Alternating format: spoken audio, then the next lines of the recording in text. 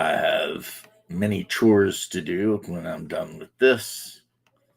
However, I have decided,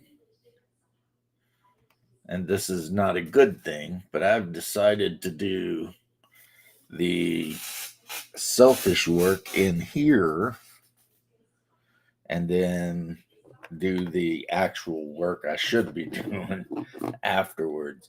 Um, Very selfish, honestly. But luckily, my wife is not too likely to, murder me in my sleep. So there's that. There's that. She has been very pleased with me lately. So, you know, and I've learned it just, all I got to do is get chores done. We are not even having board game night tonight. A lot of the people we game with had, some of them had cart issues, some of them had to work.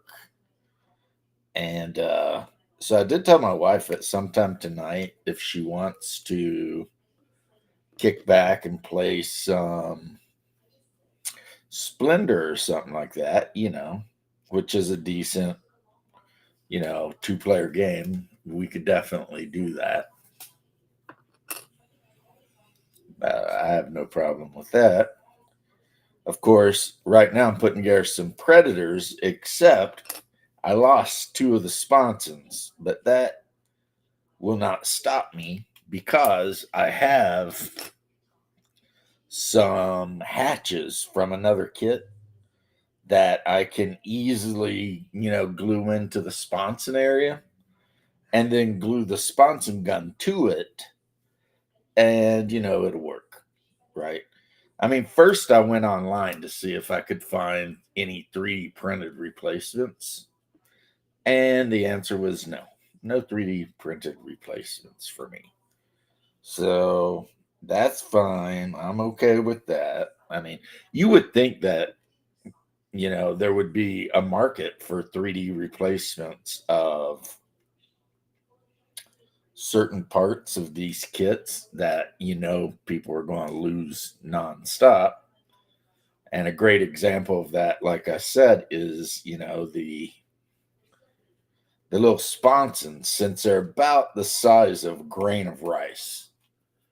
And what ends up happening, especially if you're working with super glue, if you're working with super glue and you get a lot of glue on your fingers so that, you've got like that slick coat of dried super glue on your fingers, these things are like handling, like a greased grain of rice. It's like, it's not easy, right? And of course, no one for me to blame because what I did in my brilliant knuckleheadedness is, as I told you guys, I left the lid off of my Tamiya Thin and then went away for 4 days. And you know what Tamiya Thin does if you leave it without the lid on nice and secure for 4 days, it evaporates. So I need to buy some more. And it'll take it a couple days to get here. However, I'm not willing to stop doing, getting this build done. I want this uh, 3,000 points of Space Marines done. I want a list done. You guys get what I'm saying, Normal stuff. I just want to get the army built. At which point, painting, because they're blood angels, I suspect will be super easy because, painting and doing shades on red. I mean, red is an easy color to paint. It's very forgiving, you know? Like, there's a couple ways you can do it. It's like you can start with like a dark red base coat and then dry brush with a brighter red. Or you can paint it the bright red and do a wash and then do a little, a light dry brush. with the brighter red. And then if you want to get really fancy, you can paint, the side hatches, black or gold or whatever. You can do the thing. I mean, we're talking blood angels here. So 90% red and then a little black or a little gold here and there.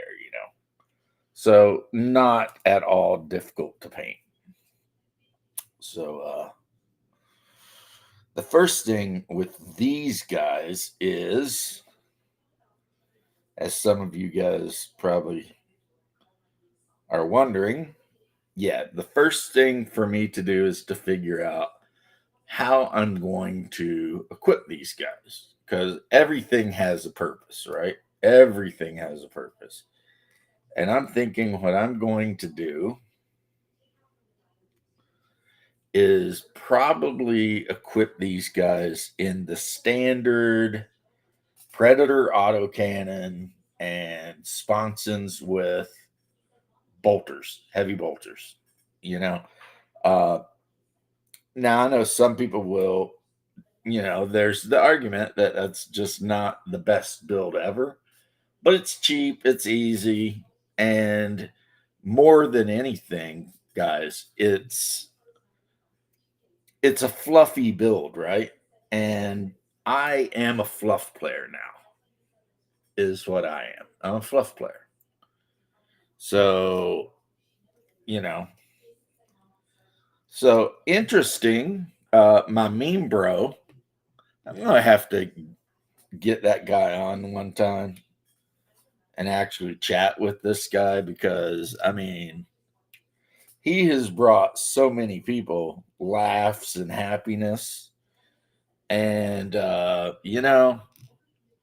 he really does deserve some accolade. If there was some other than just shouting him out and being like, the guy is, got a great sense of humor, a little crass at times, but so am I. I mean, people expect every Christian to be perfect, and it's just like, it's just not how we are. I'm sorry. We try, we believe in God and trust in God, but that doesn't mean we are somehow immune to, doing shit that maybe we shouldn't do. And yet we do, because we're humans. The good news, as opposed to other religions, is uh, the meme lord, who is a brother in Christ to me, uh, by his own words, and I have no reason to doubt. I mean, why would somebody lie about, being Orthodox? That's like, that'd be a kind of a silly thing to lie about, I think. But um, yeah, we all know that we fell on occasion and we do stuff, but yeah, the guy is literally, because of his religious denomination, a brother in Christ to me. And not only that, but blessed with a talent for making memes. Um, and, you know, yeah, he deserves. Well, I guess me sitting here talking about how awesome he is could be considered accolades. If there were other accolades I could give him, like maybe I'll look on Discord and see if I can't have his name like a special color or something. Because his memes have really brought like a whole new layer of life to Discord, to my live streams, for those who know about it.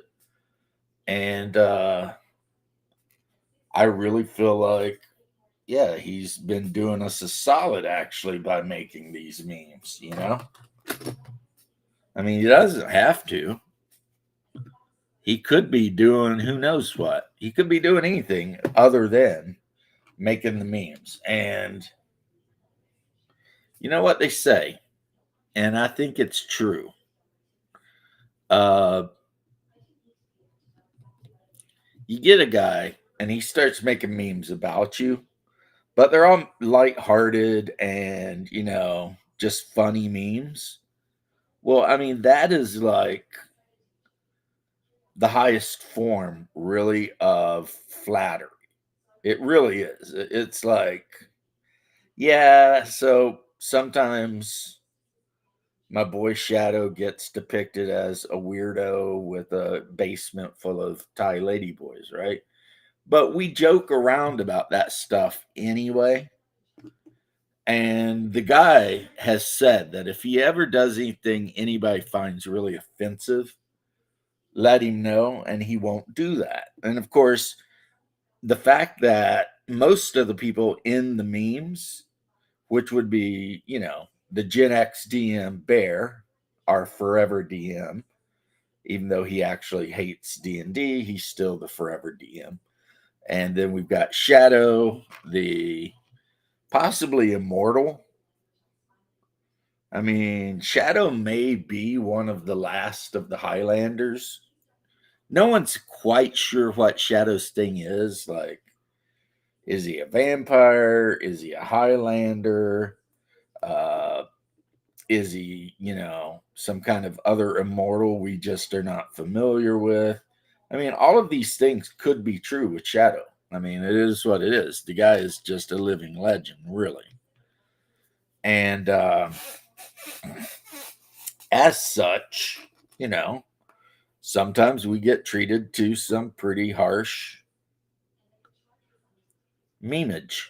But I've talked to Shadow and he has no problem with it. He thinks it's funnier than hell. So, and of course, Bear doesn't have a problem with it. And a lot of that, I believe, is just because we're Gen Xers. And when you're Gen X and you manage to survive to adulthood, in spite of the fact that our playgrounds were literally designed to harm us, presumably by people who hated children. You know, it was like, hey, I got an idea. Let's do monkey bars, right? But here's the twist: let's make those monkey bars like 20 feet tall. And then let's make sure that under the monkey bars is nothing but gravel. And somebody else is all like, "Oh yeah, that's the ticket right there. Let's do that, right?" And yeah, so that's I remember those monkey bars, man. I don't know if everyone had them, but I know I did at our school. We had those damn monkey bars. And when we didn't get recess like normal people either. Like in the modern day, I don't even know if they get recess. But when we went outside, you know, the teacher that took us outside would be like running us through our paces. It was like a miniature version of boot camp, It'd be like, all right, guys, get on the monkey bars. All right, now go do that thing, the jungle gym or whatever. You know, and it was like you were expected as a child to take part in these things. You know, it was just, yeah, you were expected to. It's like, get on that thing, possibly fall down and get massacred. And the answer for everything was going to be like, they were going to smear some eye. If you got like a scrape, you got iodine and a band aid and sent right back. I mean, it wasn't like, you know, the only way you were leaving school is if you broke something serious. Otherwise, the school nurse was going to do some basic first aid on you. And the other thing back then that's kind of crazy is you could come home with like a big scrape on your knee, right? Because you fell off of the whirly wheel thing that we all used to get on and spin around as fast as we could to see who would fall off. And I'd walk in the house with some like just nasty road rash all over me. And this is when I was like, I don't know, 10. And my parents wouldn't even blink. They'd be like, "What happened?" And I'd be like, "I fell off the whirly wheel and landed in the gravel, and it like tore all my skin off." And they'd be like, "Well, be careful." You know.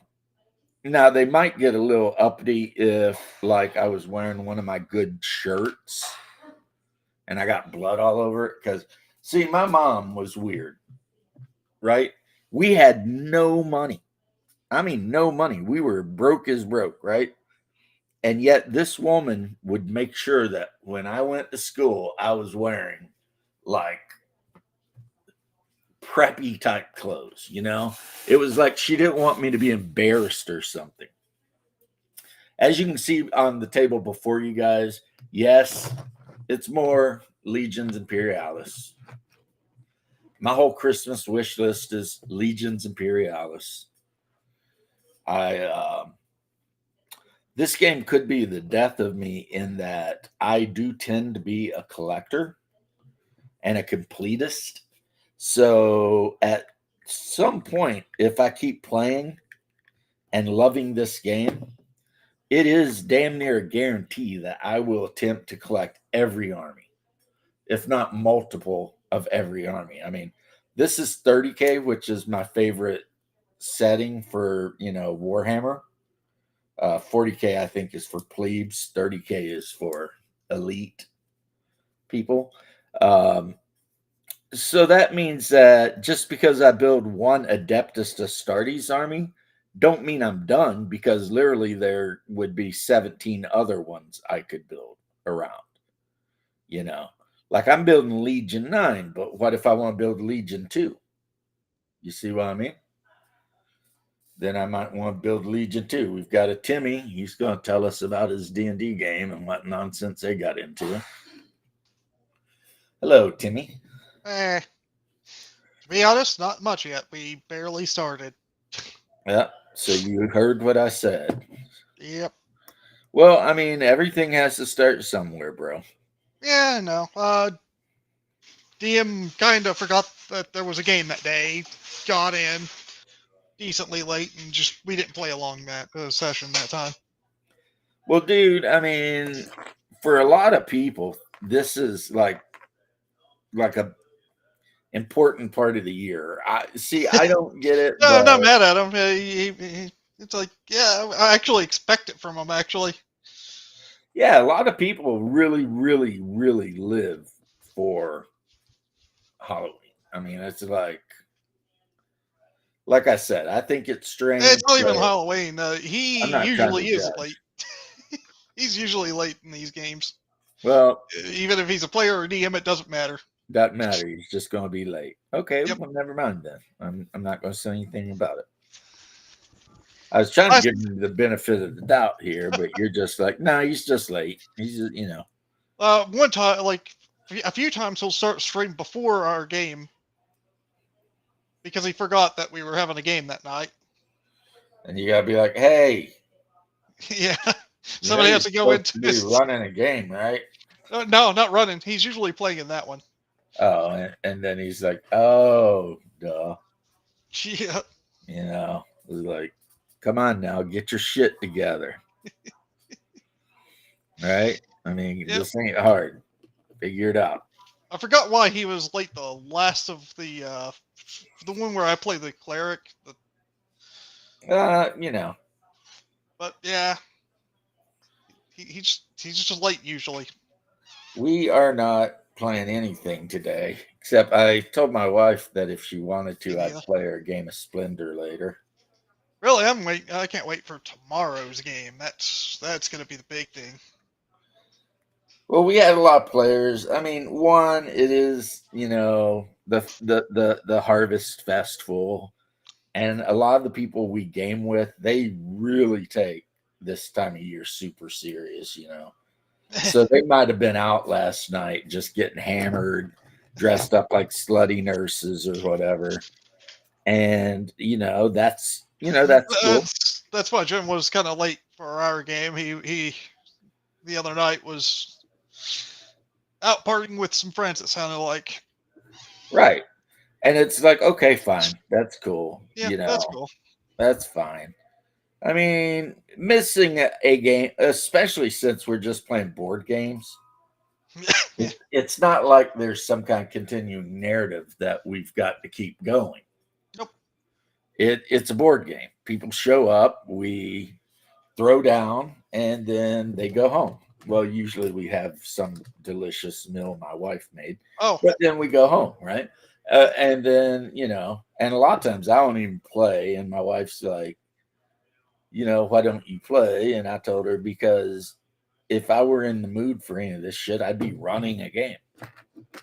But the reality is, I am just like not feeling it right now because one, my last surviving best buddy from when I was a little kid is fighting cancer, and that's, oof.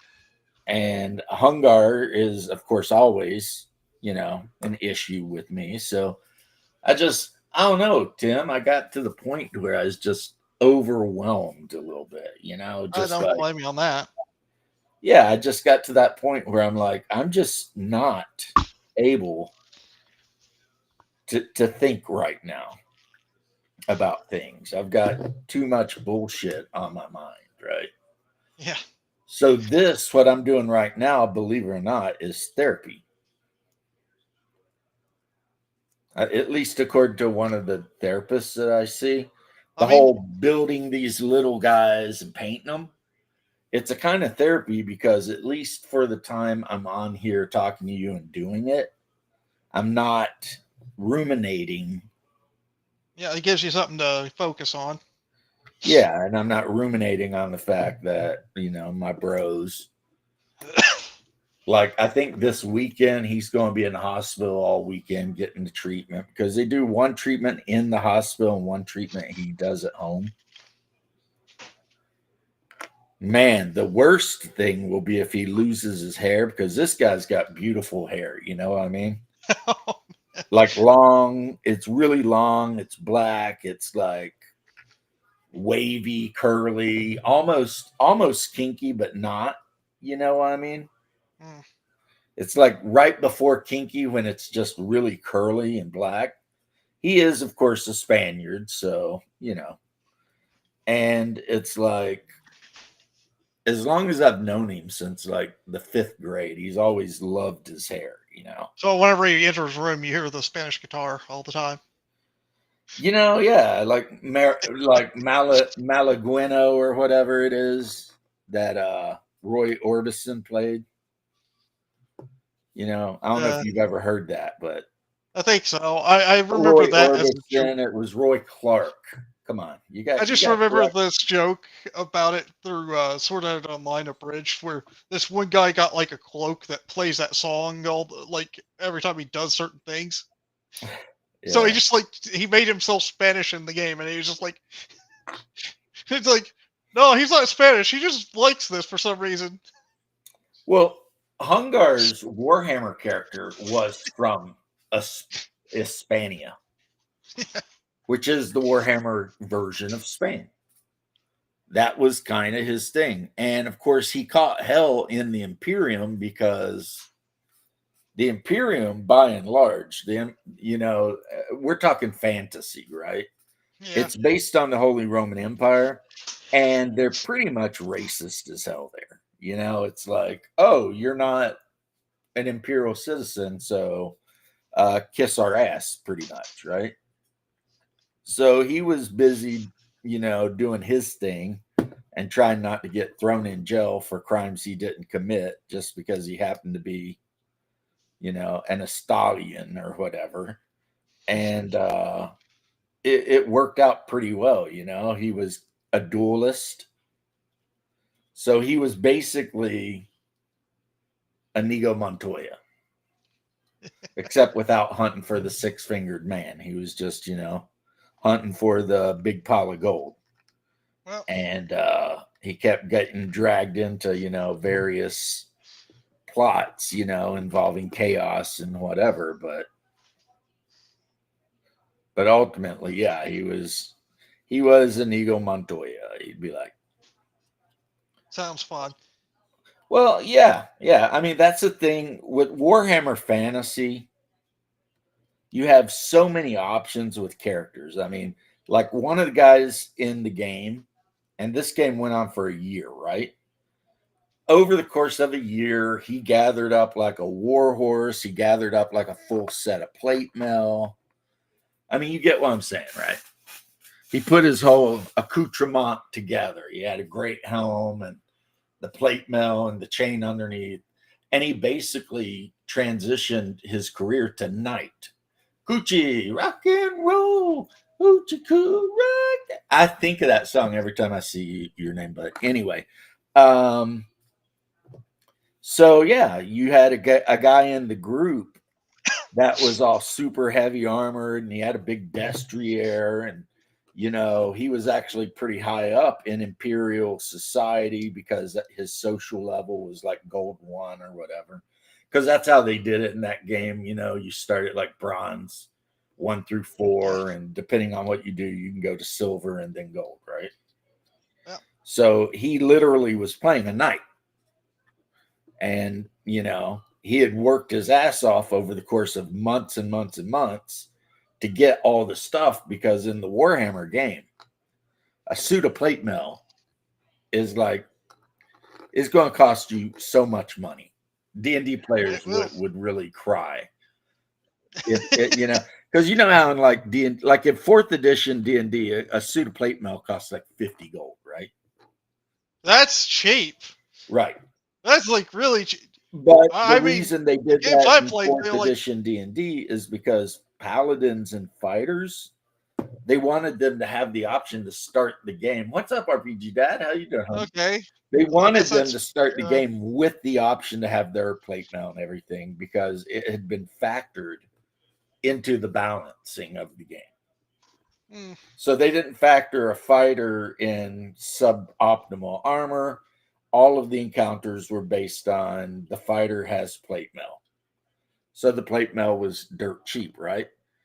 yeah. In Warhammer, the plate mail is rare, which means if you actually ever want to buy it, you got to go to like a major city to even have a chance for them to have parts of it, because you got to buy your armor and parts, right?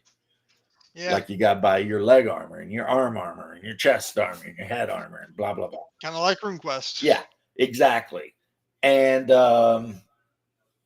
yeah, so he put his stuff together. And the thing with careers in Warhammer Fantasy roleplay is, if you want to be a thief, which is super easy, before you can be a thief, you have to have thief equipment. So you can't just be like, I want to play a thief now. I'm going to pay 100 XP and transfer from beggar to thief. No, you have to first get some lockpicks and get the right equipment and do all this stuff, and then buy certain skills, and then pay the 100 gold XP or whatever to transfer, right? And this guy had to transfer like 3 times to finally get to a knight, because he started out as just a nobody, but then he become a squire, and then after he had the No. equipment to be a squire, he XP'd until he got enough gear to be a fighter, or I mean a knight. So then he had to pay XP to become a knight. Plus, he had to have all of these skills that he hadn't had, like riding and jousting and all that shit. But he ended up being one of the main characters. Like, there was a big list in Bogenhaven, and you know what I mean by list, right? I'm not sure. Well, in medieval societies and even Renaissance societies, and Warhammer is really a Renaissance society, right? A Mm, list is where knights from throughout the regions all get together to joust it out, and ah. whoever wins generally gets a pretty prize, whether it's a kiss from a princess and a sack of gold, or sometimes you might even get land titles or whatever, right? So that's kind of what he did. And I'll tell you what, the dice were with him too, because he went against the greatest knight in the realm, uh, and he managed to unhorse him, and people were just like, "Holy shit!" But it was a matter of he rolled so good. You know what I mean? I was just like, he rolled, and it was like a 0-2 or something, and I was just like, "Really, dude?" And then the other guy did not roll very well, and I was just like, "Well, okay, you are the hero of the list. You get." Also in Warhammer, dude, the economy is really kind of based on silver more than it is gold. Gold is actually very rare. So it's not like D&D where everybody's running around and they're like, "Oh, look, we found this treasure and it's 1,000 gold." No, it's nothing like that, you know. Yeah. It's more like if you find a bunch of silver, that's really nice. Or, you know, even bronze, because that's how the coinage works: bronze, silver, gold. Yeah. Except they don't do it by increments of 10. They do it by increments of like 12 and 16 or That's some shit. that's one thing. Why do they use copper in like D&D instead of bronze? I think that's an American thing because Okay. old American pennies were made out of copper, right? But Yeah. old British pennies and half pennies, as they say, hay pennies, were made out of bronze or brass. Brass, not bronze, brass. And Hmm. so it's just a matter of, since the game's made in the UK, they do UK shit, you know, like in D&D, because Gygax wanted shit to be super easy for everybody. You know, everything's an increment of 10, you know, 10 copper equals a silver, 10 silver equals a gold. Go on about your way, right?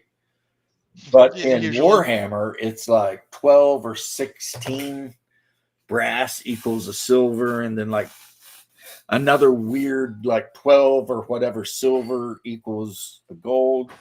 And all the coins have names.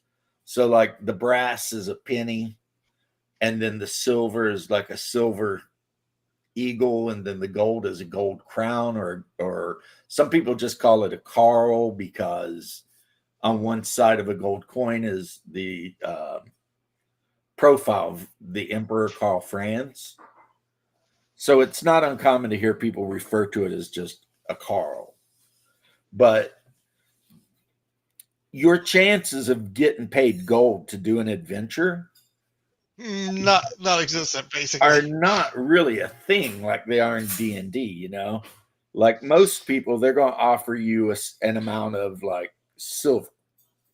Hey, would you go check out this thing? We'll pay you, you know, silver. And of course, the silver might all added together equal a couple of Carls, but it's just a matter of most people don't have access to gold coins. They're Yeah. kind of rare, you know? Whereas silver, you know, you can get your hands on silver easily enough. And then brass. The funny thing is, they even have like memes for brass. If you're really poor in the Warhammer fantasy world, you would say to other people that you're brass-tastic because all you got is brass, you know? And you can also have half pennies, and it's like all of the weirdest shit from like Elizabethan England is there, you know? Yeah. And if you're a player and you're not used to the Warhammer or, you know, historical British monetary system, that shit is going to seem wild to you. You know what I mean? You're going to be like, wait a minute. What do you mean?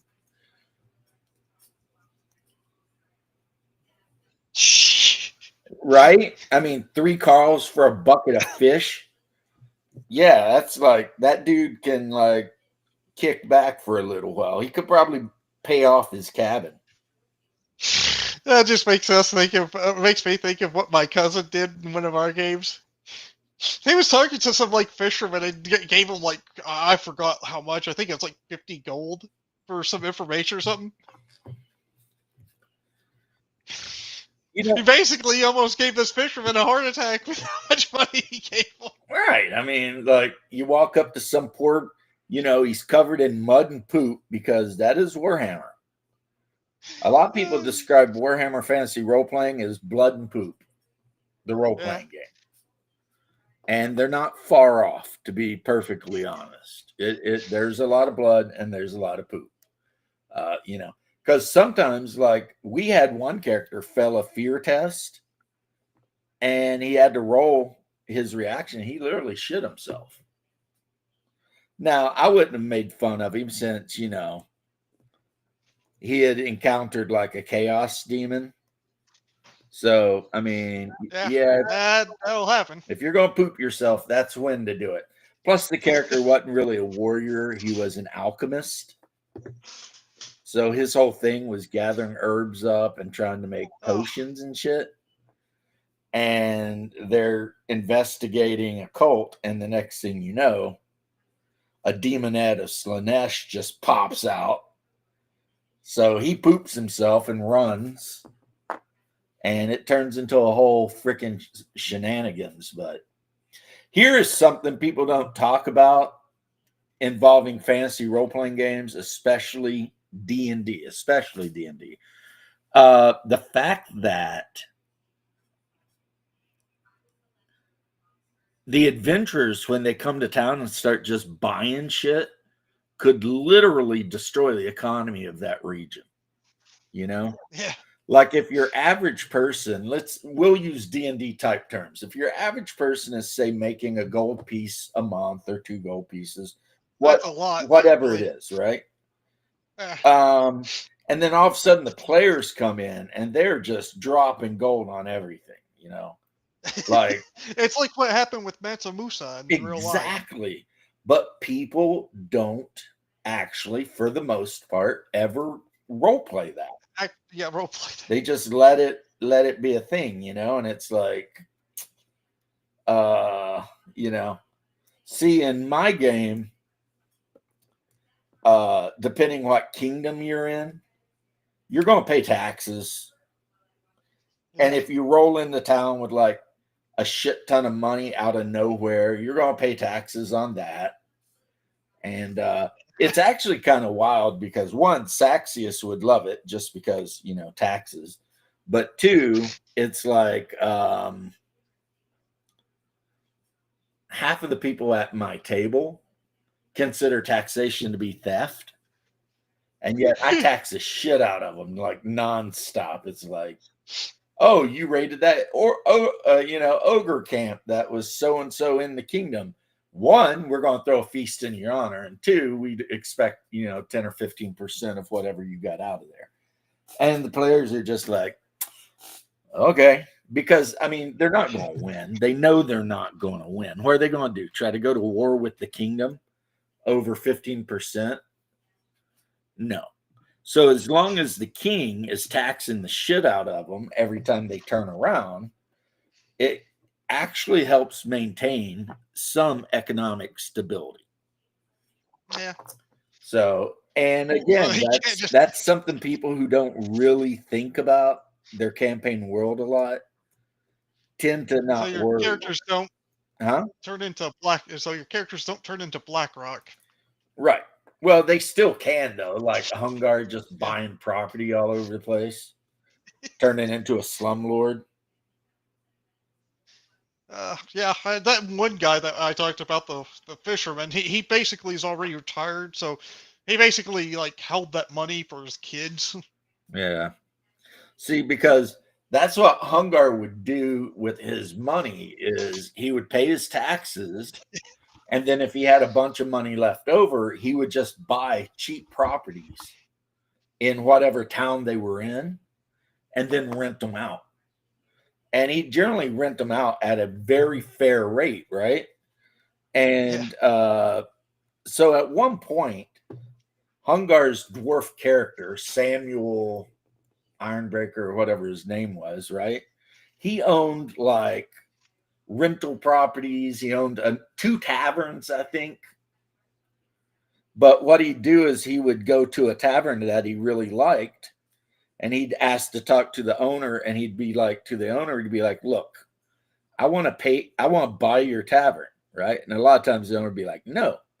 And he'd be like, but here's the thing though. I'm going to buy your tavern, but you're going to run it. And we're just going to split profits. And then you got me. If you ever run into like a bad season, you don't got to worry about it because I'm still paying bills, right? And and then a few, role playing sessions later, if he says the right stuff, then now he owns a tavern, right? Uh, and the owner of the tavern is now his employee, whose whole job is just to keep the tavern going, and the employee, the tavern owner, he gets a cut of profits plus a paycheck. So the cut of profits is like the bonus. You know what I mean? It's like you get 10% of total profits. So the more you sell, the more money you make. But I'm also going to pay you a monthly rate. And then he'll do that with like all the people who work at the tavern. Like if there's tavern wenches there, they're going to get their money. It's like, so he's actually a slumlord, but he's a really good slumlord, Really nice slum. Well, he takes care of his people. You know what I mean? If you're one of his people and you're working in a business for him, he makes sure that you are not going hungry. That you enjoy working there. And see, I wish Hungar were on. He could explain it himself. But his thoughts were, if he buys a business and he makes everyone at that business really happy that he bought the business, then when he decides to buy the next whatever it is he's going to buy, They've heard about him. they're a lot more likely to be like, oh yeah, we heard about this dwarf, man. He's going to hook you up. You're going to be totally financially situated for the rest of your life, like, yeah. and if you want to bring your family in on the business and shit, since you're the manager of the hotel, you get to make all the hiring and firing options. The only thing he cares about is he had, and they call them beadles in medieval times. It's a man that's basically your lawyer. I inspire you to paint up some of your minis. Boy, these guys, the ones you see on the table right now, and there's like a bunch of them here. They're all just going to be red and black and metal because they are blood angels. So they'll be easy to paint, Of course, like I was saying earlier, I still got a bunch of Adeptus Astartes stuff on my list because just because I do Blood Angels doesn't mean I don't want to put together a 2,000 or 3,000 point army of, say, Sons of Horus or Night Lords or my personal favorite Chaos Legion, Emperor's Children, right? Which would be a mob of purple guys with gold trim. So, but that could actually be, though, what we're talking about, though, Leth, could actually be like a D&D topic. Not just D&D, any game. Taxation. Do you do it? Yes. The answer is yes. Yeah, and then how do you do it and why do you do it? See, there's a lot of ways to get taxed in my homebrew game, which will also be, if I ever run Baptism of Fire, it'll be that way in that too. Because along the roads, there are gatehouses, and across every bridge, there's a gatehouse, right? And you got to pay an amount of money to cross a bridge. And when you get to a toll house, you got to pay an amount of money. And that money is used to pay for the men that patrol the section of road between one toll house and the next. You see what I mean? And also to upkeep the road. So now that's not a lot. That would be like something like maybe a silver per person, and then like some coppers per animal, and then maybe a little bit more if you got like a wagon train. But yeah. And then, like I said, those taxes, and this is a totally realistic thing in a lot of medieval settings. And it's a totally realistic thing, say, here in the state of Florida, because we have a turnpike and everybody loves the turnpike because it's way better than like the normal government ran roads. But you have to pay, a buck something to ride it. You know what I mean?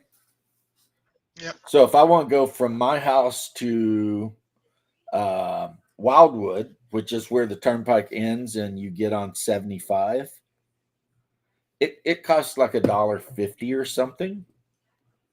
But when you have literally millions of people getting on the turnpike, right, then that $1.50 adds up really quick. And then on top of that, um, the people who own the turnpike, since it's private, they make a shit ton of money, which they then turn around and use to make sure the turnpike is, not covered full of potholes and shit like that. So, Keep it up, have upkeep and yeah, anyone who lives anywhere in Central Florida or wherever the turnpike is, you will rarely hear them talk shit. You get on, you go through the toll. We've got SunPass, so it's electronic. You just drive by and the thing says beep, paid, whatever. And then you don't have, most of the time you don't have bumper to bumper traffic. The speed limit's like 70 or 75, and you can just whip on to where you need to go. It's a great idea. New York has turnpikes too, but of course, in New York, to cross from Jersey to New York on the Jersey Tunnel there is like $20 toll. And that's just because New York is so poorly ran. That toll should not be more than, say, $1.50. But New York is so poorly ran that they have to jack the tolls up on freaking everything, right? And then the people who own the turnpike are so cool. Check this out. During hurricanes and stuff like that, they turn all the things off and it's free. And that is the efficiency of private industry over government bullshit. And I love it when people who are anti-libertarian, they're always like, well, how will the roads get built? And I'm being from Florida, I just grin. I'm just like, interesting, you should ask. Since, Florida has numerous private roads that were built by private companies, and they charge you basically a pittance to use them. And they're way, way better than anything the government builds. And then, of course, there, a lot of people don't know about the turnpikes. You know what I mean? Because in their states, they're so used to the government doing everything. Yeah, That they literally can't conceive of the idea of a privately owned, ran, operated highway. And it's like, yeah, I flirted around, guys, for a minute with becoming an anarcho-capitalist, but then I decided, nah, it wasn't really my thing. But I have to admit, I did flirt with it there for a little bit. I never was a fan of anarcho-capitalism. Well, I mean, I guess I can say I agree with you. After I read about it, the whole different types of anarcho-capitalism, and I was just like, eh. And then I stopped being a libertarian because libertarians never get shit done. They're like Libertarian is just another word for a lefty to me. Just like, I see them. They always side with the left for some reason. They're just like, they're people who could have good ideas, but they lack. Here's the problem. If you have 5 libertarians in a room, every single one of them has a different idea on how to do something. Yeah. It's like none of them agree. And it's like, okay. how can you exist if as a party if your litmus test for what is a libertarian is so high that you literally feel like you're the only real libertarian in the world? Everyone else is just a fake libertarian, right? It's like, yeah, that's not going to work. Okay. That's not going to work at all. But whatever, keep doing your thing, man. And I apologize if anybody's like, damn, I didn't mean to go off on a political rant, but I was just talking about turnpike and taxation and how a lot of things, Is it okay if I talk about politics in my game? absolutely, like if you're sick and tired of being overtaxed by a tyrannical king, then yeah. Well, this is a little bit different. All the players in our current game, the one that we just played yesterday, which will be once every other week. Right. Well, we're all nobles of some sort, Okay. like low end nobles. We're not like high up in the noble tree. Yeah, but that's still, I'm that's still a cool setup, yeah. One's like a black sheep of his family, wanting to get into like a little bit of the occult type of stuff. I'm the group's assassin, and the other one's kind of the upfront. I'd say probably going to be our paladin, kind of like the goody two shoes of Right. the group. We're going to keep me and the other guys basically going to keep our more nefarious plans to ourselves, and use this third guy as basically a cover.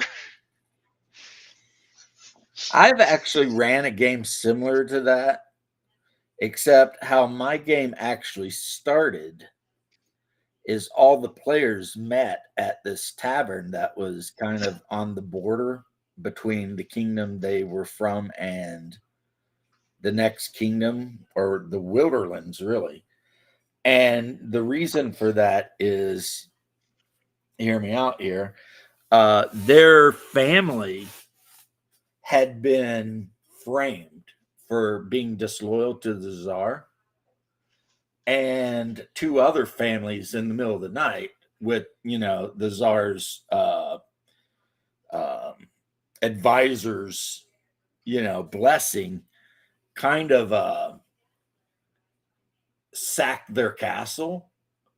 And it was only a couple of the player characters who were of that family that managed to escape, and like their parents and everything were taken into custody and probably executed for this crime, which I never told them whether it was true or not, whether their parents were actually working with dark powers or whatever. Oh yeah, I think you talked about this one before. Yeah. Uh, And yeah, I think I might have said something about this before. This was in the homebrew Kaliningrad game. yeah. So then the players, not only are they trying to, like lay low because they don't want to get hunted down by,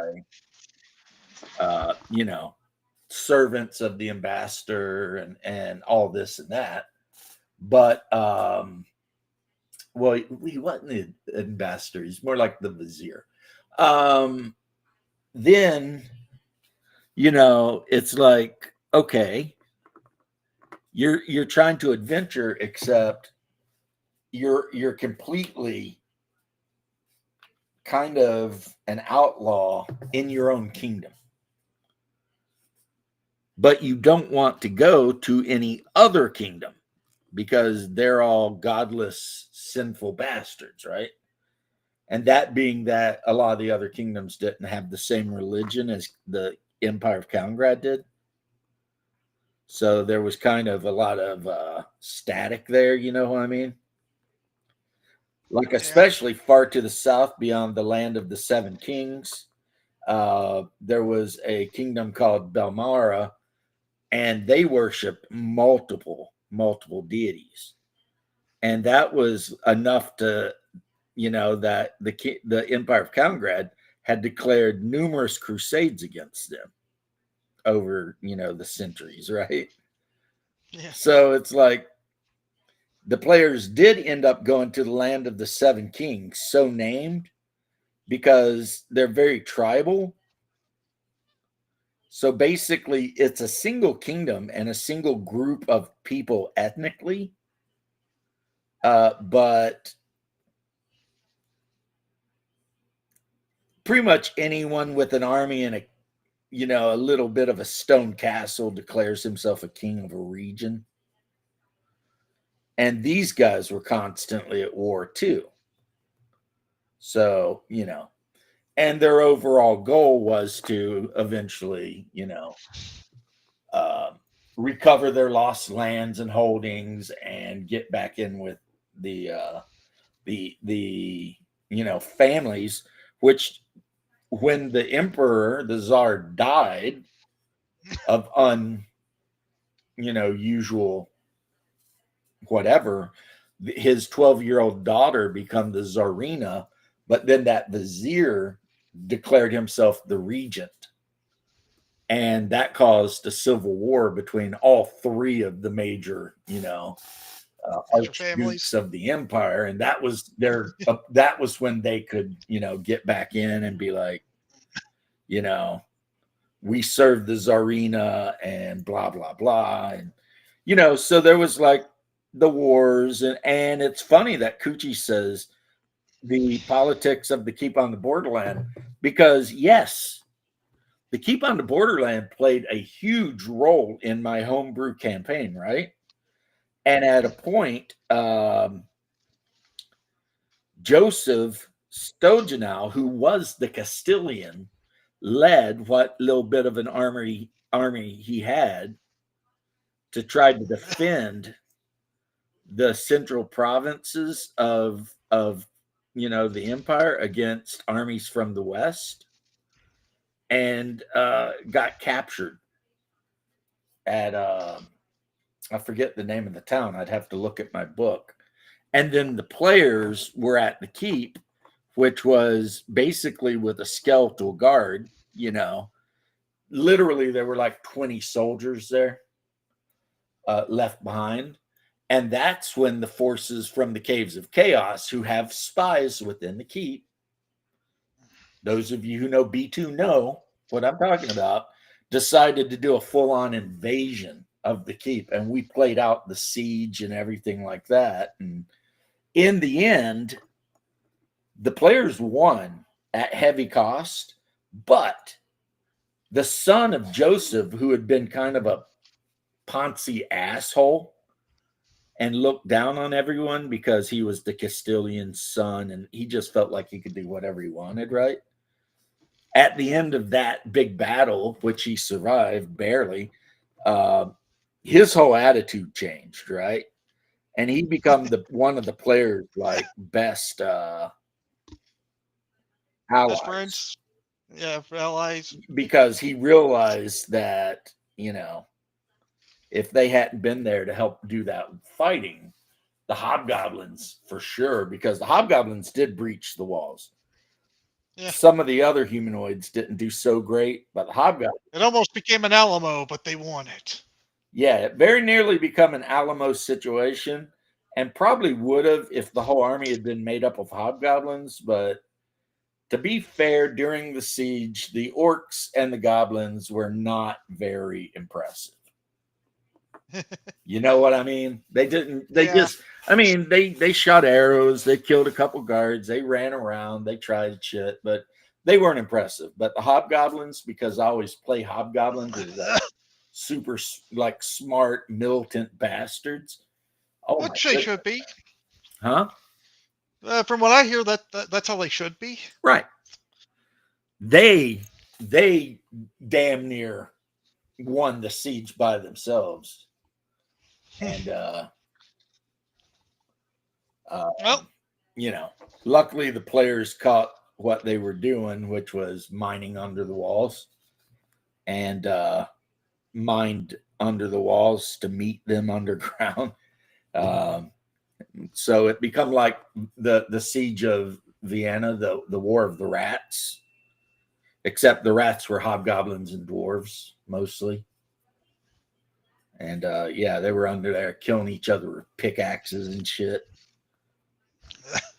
But once the hobgoblins got taken out, the orcs and the goblins, they did what they do, which is run, They ran away. which is run away. They've lost more than half of their total, number, and they're done. They're out. They're back to the caves to lick their wounds, and then of course, Not to mention their organized leaders. They lost that too. right.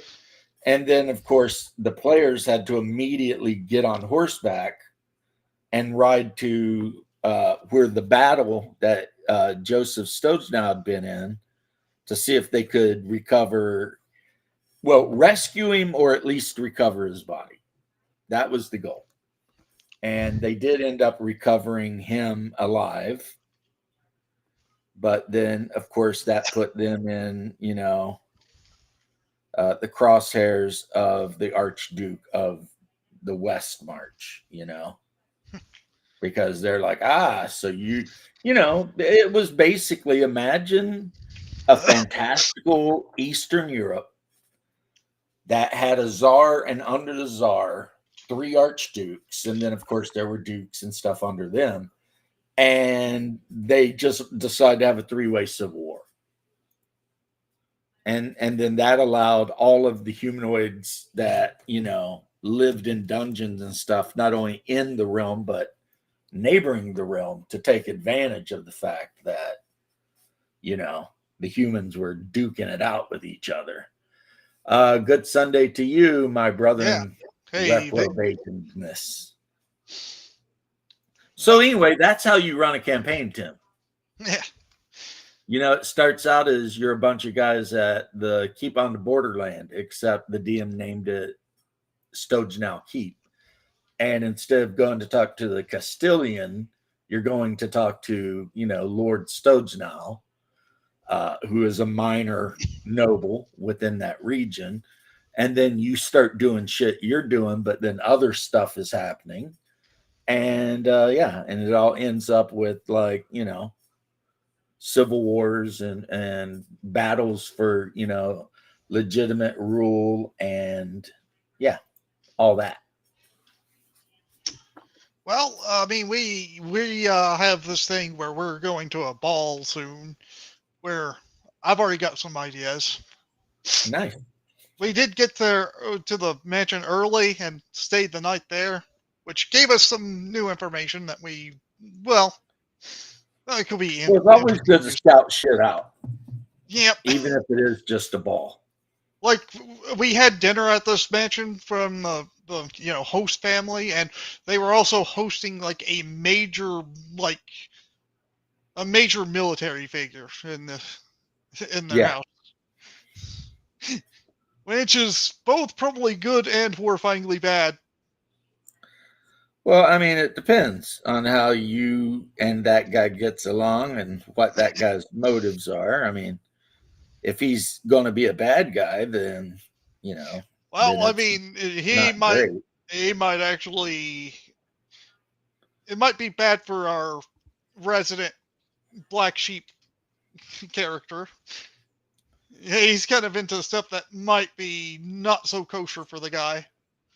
Well, I would say that you tell that guy to keep his shit under wraps unless he wants to end up in the stocks. Yeah, I mean... Or worse, We already had to kind of warn him with some of his ideas that he had. Right. Like, he was acting very weird in that... well, he would have acted very weird in that dinner. There's always the edgelord character. Seth Skorkowski does a great job talking about that. But in certain situations, the edgelord character needs to lay low. Yeah. Good thing he did they need to understand that, okay, I understand that you're an edgy boy, but your character could die. Like, I mean, he wanted Is that what you want? You know? Like, he wanted to show up at the feast and instantly be killed for being a dick. Yeah, If no. the answer is yes, then by all means, you do you, right? But you'll be rolling a new character. But with what he did, he was thinking about sitting in front of, like, moving to sit in front of this guy and saying some weird stuff. I'm just like, dude, your character should know not to do these things.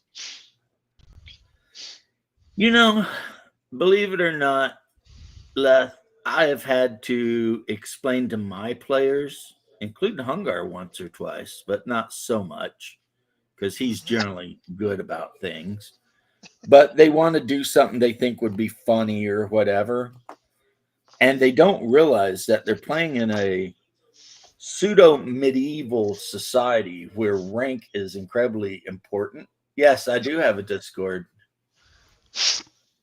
And I can try to figure out if I can invite you to it even. Okay, I think I And could the first thing you possibly should get that. do if you go to my Discord is immediately go to the memes and look at the meme section because it is absolutely just a master class of ridiculousness and fun. You know, let's see. Is this the way to do it? No. You mind if I put in the Discord in the chat? I don't mind, and I think I've got it too, so we can double it up if you Yeah. want. I do not mind. And also, Vic, if you want to jump in, actually, you know my rule pretty much if anybody wants to jump in, unless I think you're going to like be posting pictures of your wang or something, you are more than invited. Just follow some basic rules like don't be offended if I talk over you because I will do that. And I don't mean to be rude, but it's just the way it goes. See, I've got a bear up here. Let's get this bear in here. I mean to be Hey, rude, but what am I You being do. rude about? I need to know context. Over talking people. I was just apologizing beforehand because I know I'm going to do it. And it's not something I consciously try to do. I actually consciously try not to do, but if I get excited, hyper, whatever, then I mean, good luck. No, I've just learned to either shut up or keep talking. One or the other with you. Right. Depends Right. how I mean, committed I am into delivering the piece of information I want to deliver at that moment in time. right. And also, Bear has a new nickname. It's Mishka. Who's calling me Mishka? Me. Why are you calling me Mishka? It's Medved. Mishka is Russian for little bear. Nie, no jest Mishka. It's Medved. No jest Me, Mishka. me, yeah, Niet Mishka. Niet Mishka. Yet Mishka. You don't like it, huh? Well, I used to teach. I had a class where I had 2 Russian girls and 2 Russian women in it, right? Right. And the Russian girls were giggling one day, and I asked them what's going on. They were like, "Bielый Mishka, Bielый Mishka." And I'm like, what does that mean? They're like, it means white bear, you little white bear. And one of the old Russian names goes, Niet Mishka, Niedved. And I'm like, what's the difference? She goes, polar bear. I'm like, okay, yeah, Niedved. That works. Yeah, yeah. I love watching Russians doing stupid shit like feeding polar bears from on top of their like Arctic vehicles and shit. And it's just like, you fucking idiots, that thing. And they're like hand feeding the thing. Yeah. And it's like that thing wants to eat you, but they're Russians. And Russians are just the freaking hold my beer country. Yeah. Oh, exactly. It's like they're out here running bears down and tackling them in the streets and shit. It's just like these guys, right? I'm just on for halftime of the Vikings. You still watch football? Wow. Interesting. I mean, I would literally rather mow the lawn than watch a football game these days.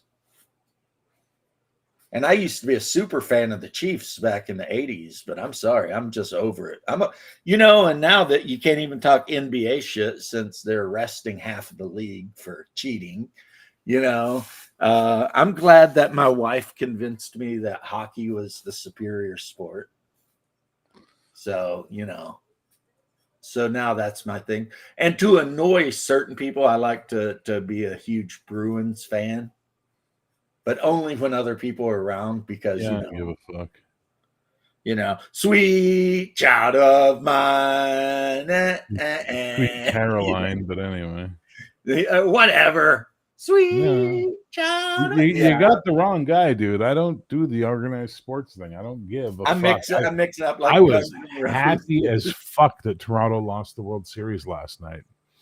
Well, so happy. you know what jinxed them, right? I don't care. It's Toronto. I want them to suffer. Because if they had won the World Series, we'd have a year of them being they're the most insufferable cunts in Canada. They would have been extra insufferable. Did you see the mayor or whatever of Toronto out there with a baseball bat trying to be all like, this is Toronto. We will win and all this shit. And she throws like the bat down and she's talking all this shit. Can I give up singing? No, I cannot. Ever. Who's giving you shit? But I appreciate that you think I am singing because I've been told worse things. You know what, Big Vic? All I have to say to you is this.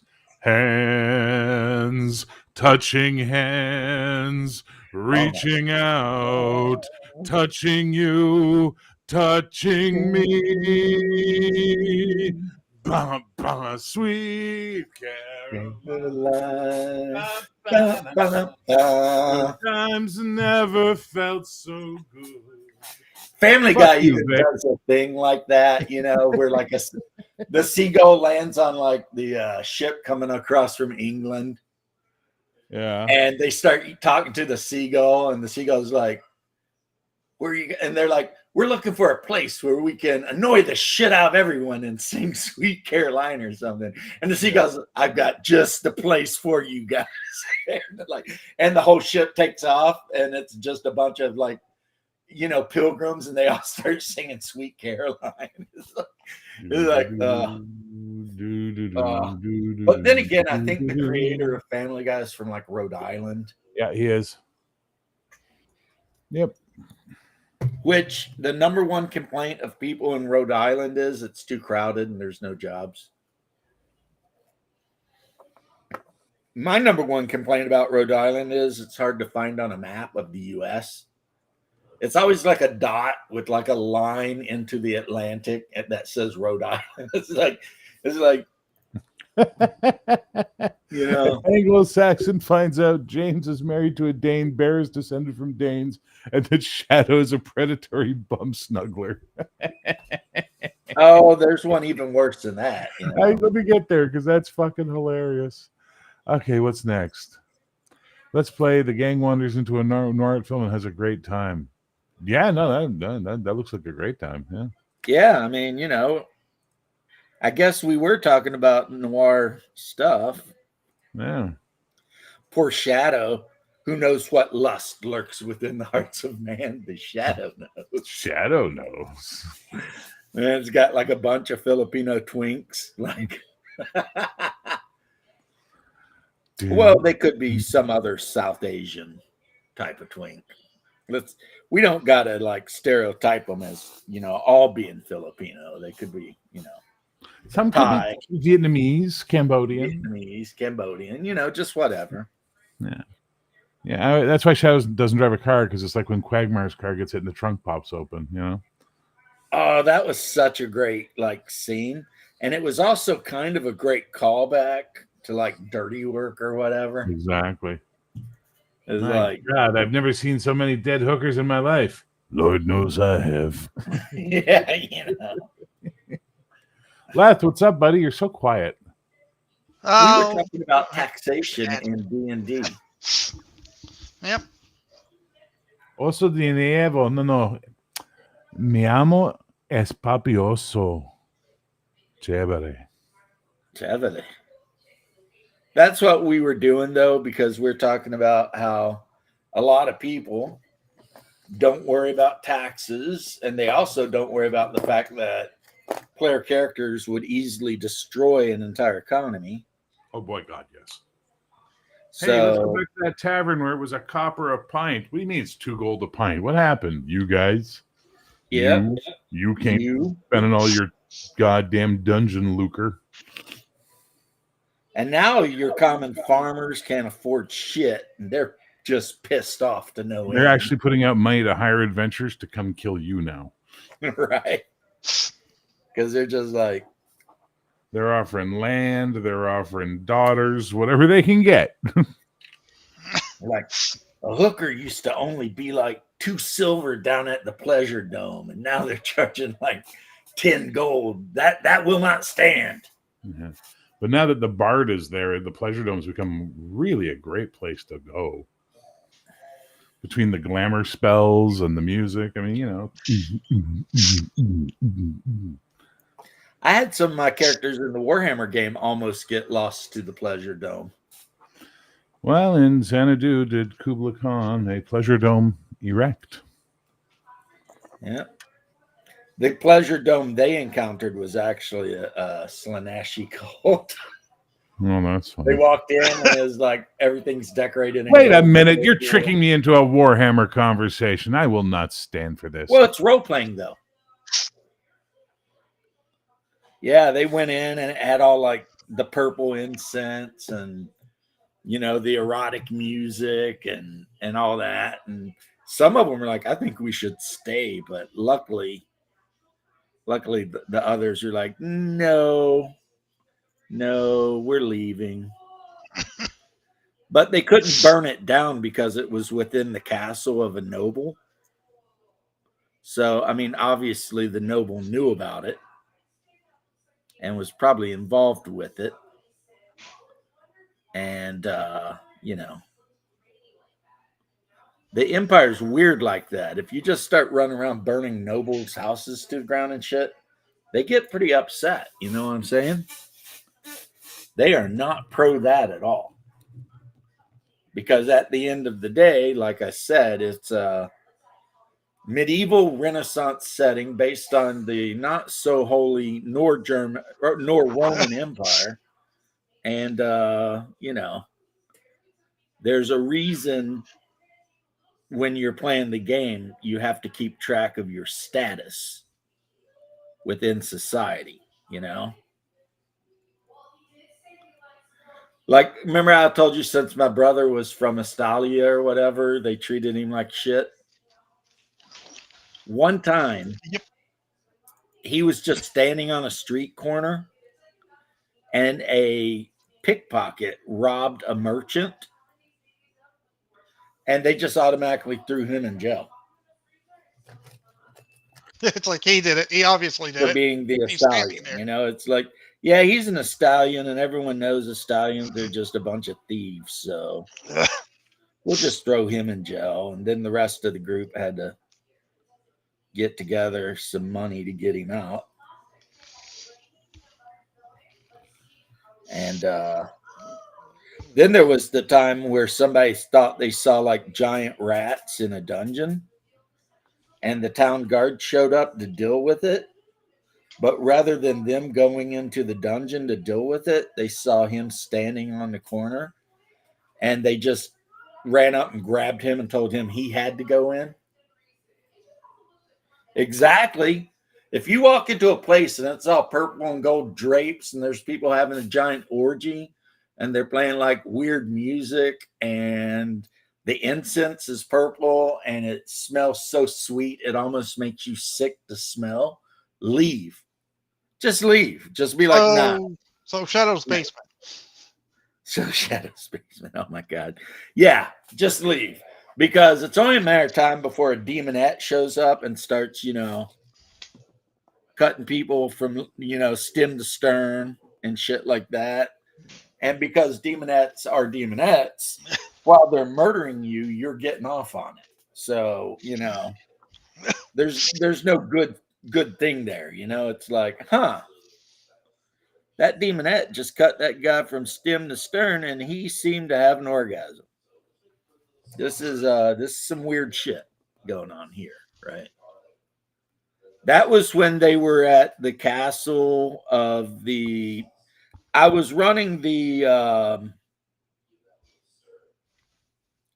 Bogenhaven Enemy Within campaign, And that's when they're at the one castle where everyone in the castle is actually kind of chaos heretic / mutant, the Wittgensteins or whatever their name was. And, the players have to somehow figure out a way around it. And then they find out that the actual son heir of the family was a gigantic humanoid cockroach because of mutation. And he pretty much begs them to kill him, and they end up doing so. Because he was actually a good guy. He just, his family was full of freaking evil people, and You still talking about 40K? That's just what happened. He got It's Warhammer Fantasy, not 40K. Oh, no, this ain't 40K. Forgive me all the fuck. And it's not even. It could be D&D for all you know. No, I'm talking about a I know. fantasy role-playing game. I can tell. Well, of course you can tell. It's the Holy Roman Empire. Kind of. And then a bunch of demons. And a bunch of hard decisions. And as they say, Warhammer or Blood and Poop, the role-playing game. Because that's kind of just what it's going to be. You're playing Warhammer Fantasy, right? When by the end of the campaign, half of the characters are missing parts.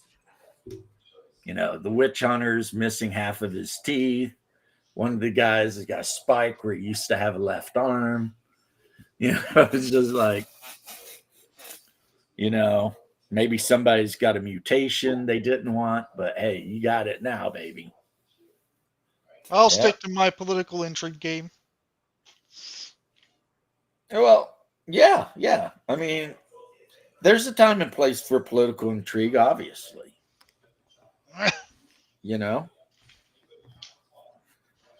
Definitely. That is one of the big things in another game Bear is going to be super excited to hear about. Baptism of Fire. Oh my God. Depending on what social rank you're born into, it can have a huge effect on every other part of your character. Like if you're born into like basically the poorest of the poor, there's a lot of classes you can't be. You're going to end up being like a thief or some shit like this. While if you're born for you there, buddy. Generation X, the last real great generation. Yeah, that's true. Before all you sissies were born. Yeah, I mean, if you're born a Schlotsky, which is like a noble, then your character can start the game at level 0 with already land holdings and stuff. My grandmother had a lot of Shotskis around the house. Oh, no, that was Tchotchkes. Never mind. Same diff. Tchotchkes, yeah. Tchotchkes. And then you can be a social climber. If you're born into an incredibly poor family, but your character becomes a priest, then you're immediately elevated in social standing because you're a priest, and this is during a time period when those guys were really, really, looked up to or murdered, depending on where you went. I mean, if you're a priest of Christ, you probably want to stay away from the Baltic the Baltic area. Because, the Yadavingians and the Jord Vikings or whatever, they have a tendency, if they catch you being Christian, to like boil you alive and stuff like that. So, I mean, if you want your character to become a martyr, yeah, you can run up there and start talking some shit. You're right. So, yeah. It's just, I mean, it's a game where a lot of stuff is not just killing monsters like The Witcher, But you can play it that way, absolutely. There's even a character class that's basically a Witcher. Yeah. Yeah, I can just play the Witcher game if I want all that. You could. I mean, and seen that game, and the rules seem pretty cool. They seem like Cyberpunk, really. So it's the interlock system. So, I mean, in the free adventure I got for that from the Cosima Comics, like the player characters got ambushed by elves and like all kinds of shit was going on. You know what I mean? Squirrel Hermit, ayo. Hey, Hey, squirrel. So, I mean that is our Talisarian, right? Artal, yeah. So that's my main man, Pond Smith. Mike Pondsmith. I got a miniature of him, right? Painted Yes, I up and do. everything. I am Yeah. aware. Yep, because if you paid the money when you bought Cyberpunk miniatures, you could get a limited edition Pondsmith miniature. And it's just him standing there looking like Mike Pondsmith, but he's got a badge for Night City. So he's like a detective, like so you can use him in the game, or you can just set him up on your counter and look at him and be like, good old Mike. he seems like a cool dude. He is a cool dude. He made a couple of the best games ever made. And then he worked on video games and he just seems like a really cool dude. We'll see what happens with his more modern stuff. I know he brought his son into the company, and his son has been doing a lot of stuff with Cyberpunk. And also, they just released a Cyberpunk skirmish game where you can make like the cops or gang members or whatever, and then duke it out, skirmish style in the Cyberpunk. Yeah, the world. board, it's expensive. Yeah. It Wow. That's insane how expensive that is. And the book is even expensive. Wow. Okay. So there's the Cyberpunk 2077 Gangs of Night City board game, Conquer the Night City in this immersive sci-fi strategy game, which is just a board game. Okay. And then there's Monster Fight Club Combat Zone board game, Cyberpunk Edge Runners. That doesn't look like. So where's the skirmish game? I can't find the skirmish game. Yeah, I think it's the Edge Runners one where you build gangs or cops and duke it out on the table with miniatures. No, this is This is a board game. The ones I'm looking at. Well, here it is. Combat Zone Red Zone. No, Combat Zone Red Zone Core Box, $139 American. Wow. yeah, it is expensive. I'll grant you that. However, it's a complete game, and it comes with a bunch of miniatures and blah blah blah. So if you're that guy that ever wanted to play out, Hey, Satya. Satya, how you doing? If you're that guy that ever wanted to play out a big shootout in the combat zone, then there's the game, I personally respect it. I mean, the dude's working hard to get stuff out. I respect it, I got no problems with it. Cool. Make your game. Do your thing, Now, I do wonder if in the combat zone game, if I could play my Mike Pondsmith character. They got a shit ton of expansions for it, too. Because that would be kind of awesome. What if I wanted to play Johnny Silverhand? Ow. Well, they got the miniature for him.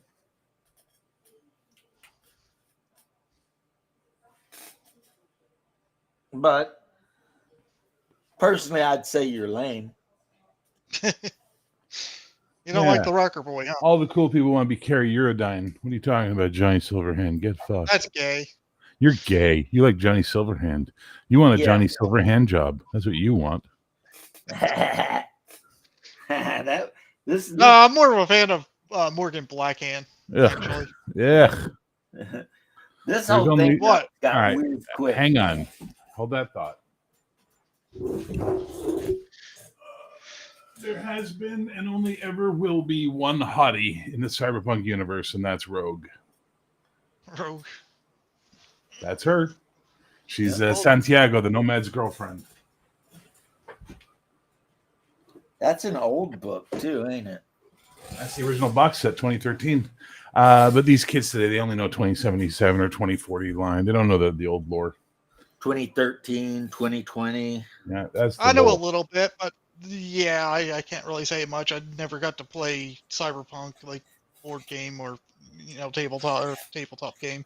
So Well, now what do you do? I would say that you missed out a little bit. I would have liked to. I mean, I would have had fun. I think. I think you would Just have never had a got to. blast because Mike Pondsmith made one of the best systems for that kind of genre ever.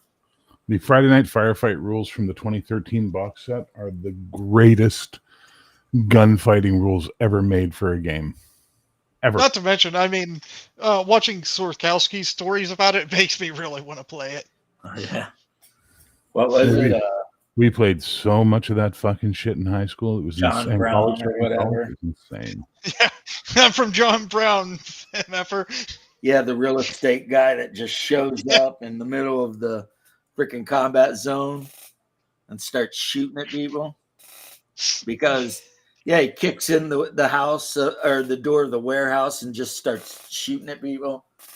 He's like, "Get the fuck out of here! I've got a showing." And everybody's like, "What?" You know, this is a hardcore realtor over here, right? He's like, he definitely needs that commission. That's all. That's all anybody's saying. Yeah. This It's dude funny because is serious about his I commission. guess he thought that the realtor would have just called the cops to, shoo off the people. Instead, it just goes into a big firefight. No, he runs in there with like a heavy pistol, like a Peacemaker heavy pistol, and just starts, ganking the shit out of people. I was wondering what the people's plan was here, but I guess they thought that the realtor would have just called the cops or something. Well, the Instead, player character's plan was to run. That's what they did. They ran. They're like, "F this shit. We are out. This guy's crazy." Watched Army of Darkness.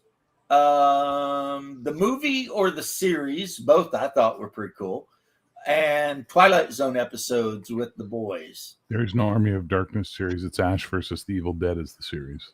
Okay, well, thank you. You're right. Just in case you go looking for a TV show called Army of Darkness. Yeah. We don't want to give out bad information over here. Yeah, right. We want people to know kind of what we're talking about a little bit most of the time. Speaking of homosexuals, where's Shadow? I don't know. Maybe he's taking a break. Well, remember, no, he should have been home from church. Yeah. I can't imagine that. Maybe he's playing his game, maybe. I don't know. He does have a game, but I don't think it's this early. I thought it was like 8 o'clock. Oh, yeah. Yeah, I watched Homelander dealing with his childhood trauma. I tell you what, it was all worth it for the smile at the end.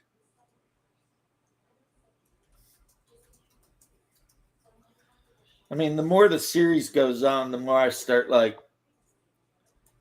finding Homelander to be a sympathetic character.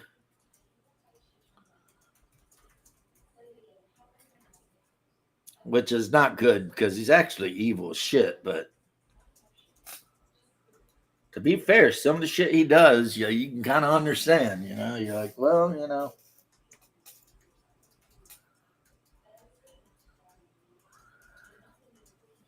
this is what happens when you try to play God. I mean, Goldblum warned us.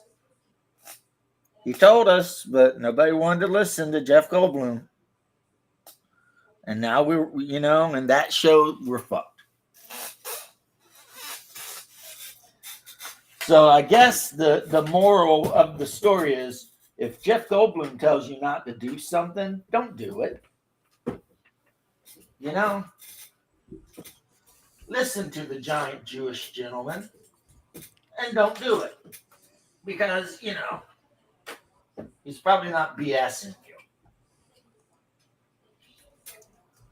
That's pretty much my take. Like when you decide to make dinosaurs and Jeff Goldblum shows up and says, you shouldn't do that. Don't do it. Because it's going to end bad. Meanwhile, I'm crawling around looking for an exhaust pipe for the side of a rhino, and the exhaust pipe is literally smaller than a grain of rice. But my big fat fingers dropped it, and it landed on the carpet. You know how carpets are. They just eat, parts of miniatures. You drop a part of a miniature in, and it's like, you'll find it like 20 feet away. It's like, how'd this happen? Am I cursed? Is there like a domovoy here that's just fucking playing tricks on me? Have I angered him? Do I need to start leaving cream out for him at night? I mean, what's the problem? And I dropped it straight down. So you wouldn't think something that small would bounce all over the place. Is it on a carpet? Yeah. And that's where it is. It's in the carpet. However, it will bounce all over the place.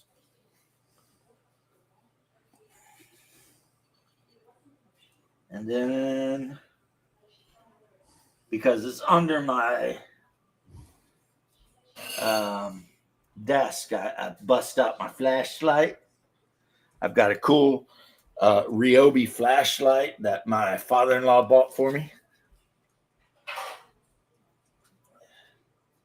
And we have us a look around, fellas.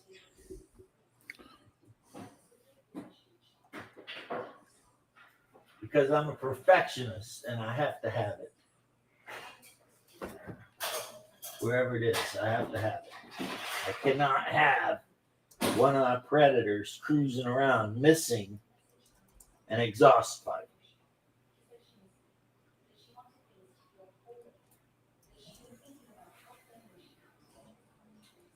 And unbelievably, no one makes like 3D STLs for any of the parts of these vehicles. Upgrades or anything. They're just, no one gives a shit.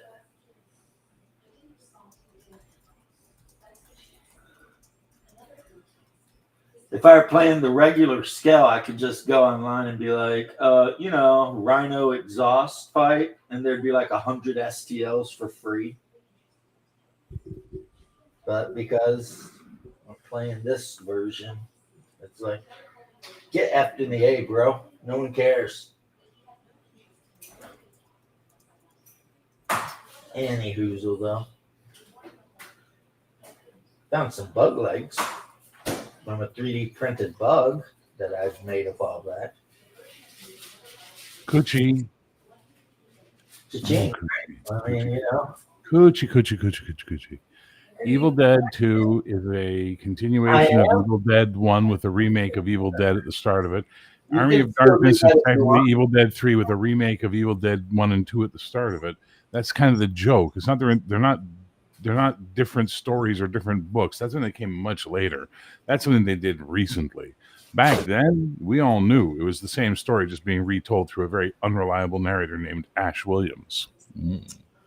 Yeah. Plus, I think Evil Dead 2, I think the main reason they made Evil Dead 2 was because they had, even to their own surprise, made a lot of money on Evil Dead 1 that they didn't think they would make. So then they decided, well, let's go back and remake this the way we really kind of want to do it. Because now we got a better budget. But yeah, it's the same exact movie, basically. Ash and friends go to cottage in the middle of frickin' Virginia or somewhere and awaken Kandaharian demons that then Kandarian, not Kandahar. Kandarian, that then proceed to, make their lives not very comfortable.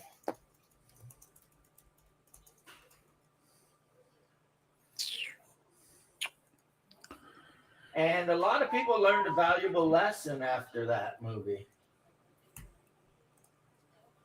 And that valuable lesson is if you ever go camping and you find an ancient book or a, tape set up talking about demons and shit, turn that shit off and do not read it. I really liked the remake they did that was very dark a few years back. And then I like the other one they did, Evil Dead Rising. I like that one a lot too. Yeah, I saw both of those, and the one where they're like in the apartment building was pretty good.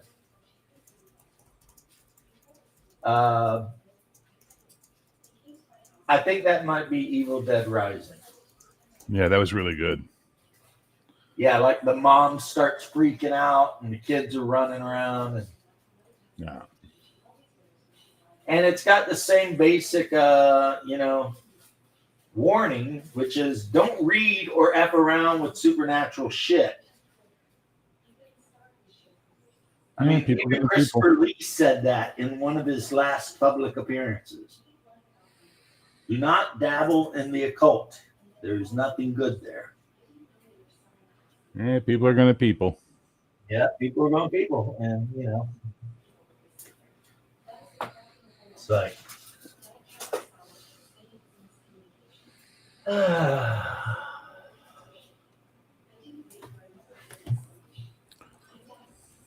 rock and roll, hoochie coo. Rock and roll, hoochie coo. Yeah. Good song.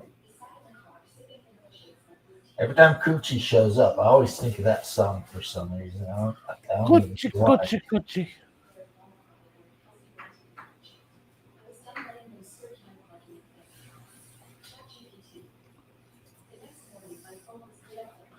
Here I come again, baby, like a dog in heat. Stranglehold, baby. Yeah, Ash is the definition of the unreliable narrator for sure. Oh, Ash? I mean, Ash doesn't even know these assholes. It's like,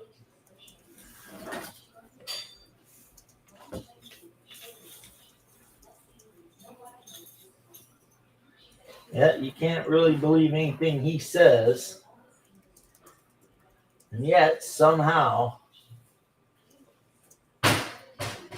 he, according to him anyway, he becomes the hero of everything.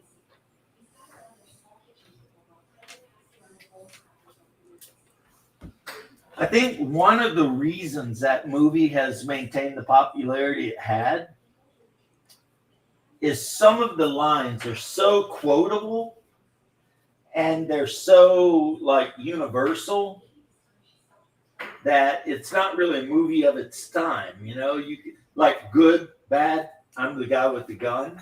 I mean, that works no matter who you are, where you are, whatever. You know what I mean?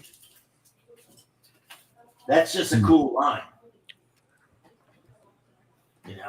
You're good, Ash. I'm bad, Ash. Little goody two shoes, goody little two shoes. Exactly. Just shoots him in the face. Good. Bam. Bad. I'm the guy with the gun. Right? First you want to kill me, now you want to kiss me. Blow. Yeah. Oh, come on, baby. In the future, that's just what we call, like pillow talk. Little pillow talk. Hey. Then she becomes a dead-eye. You once found me beautiful. And he's just like, lady, you got ugly real fast. You got ugly real fast. Right? And it's just like, and that's just Ash. That's just how Ash does. Ash is doing what Ashes do. Which is, make smart-ass comments. Because that's kind of what they do. The wonderful thing about ashes are wonderful things. Yeah. Their heads are made out of crazy. And their hands are made out of fake hands. Yeah. And their bodies are made out of pain. Exactly. Right? It's like,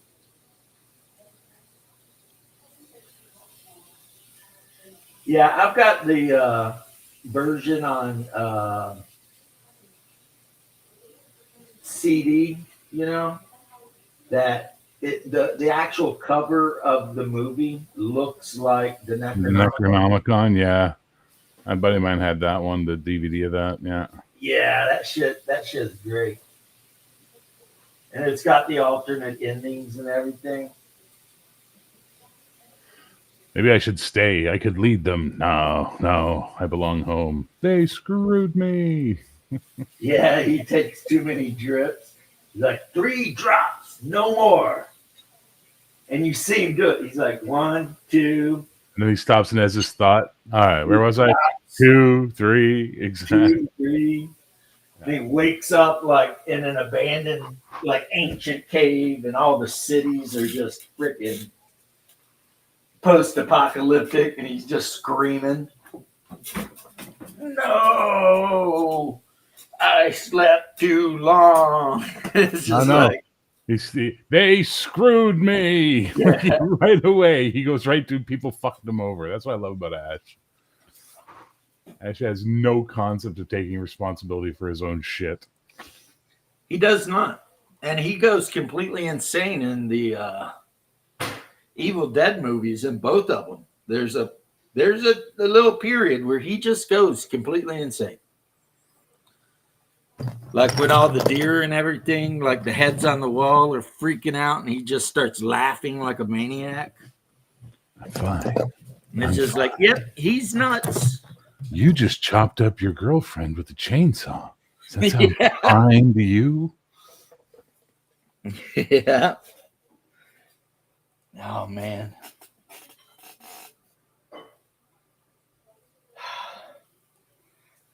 That is an easy movie to talk about. It's a great movie. Just because, I mean, again, it's so super quotable. It's like funny. And like the first one mostly was filmed in like one of the guys' like garage.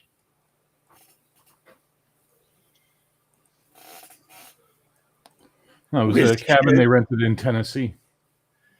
Yeah, WizKids has got a map of that place. That's kind of cool. That would be awesome for like a Call of Cthulhu game or some shit. Hey, I might need to pick it up if I ever run that one shot of holler crawlers. You know what I mean? They're down there and they find that. Yeah,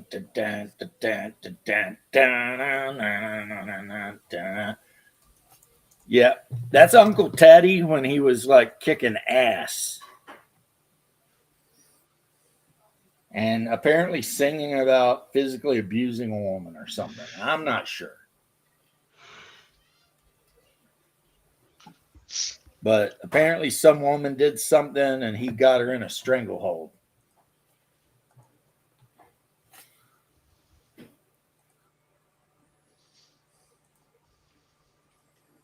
And he's a dog in heat.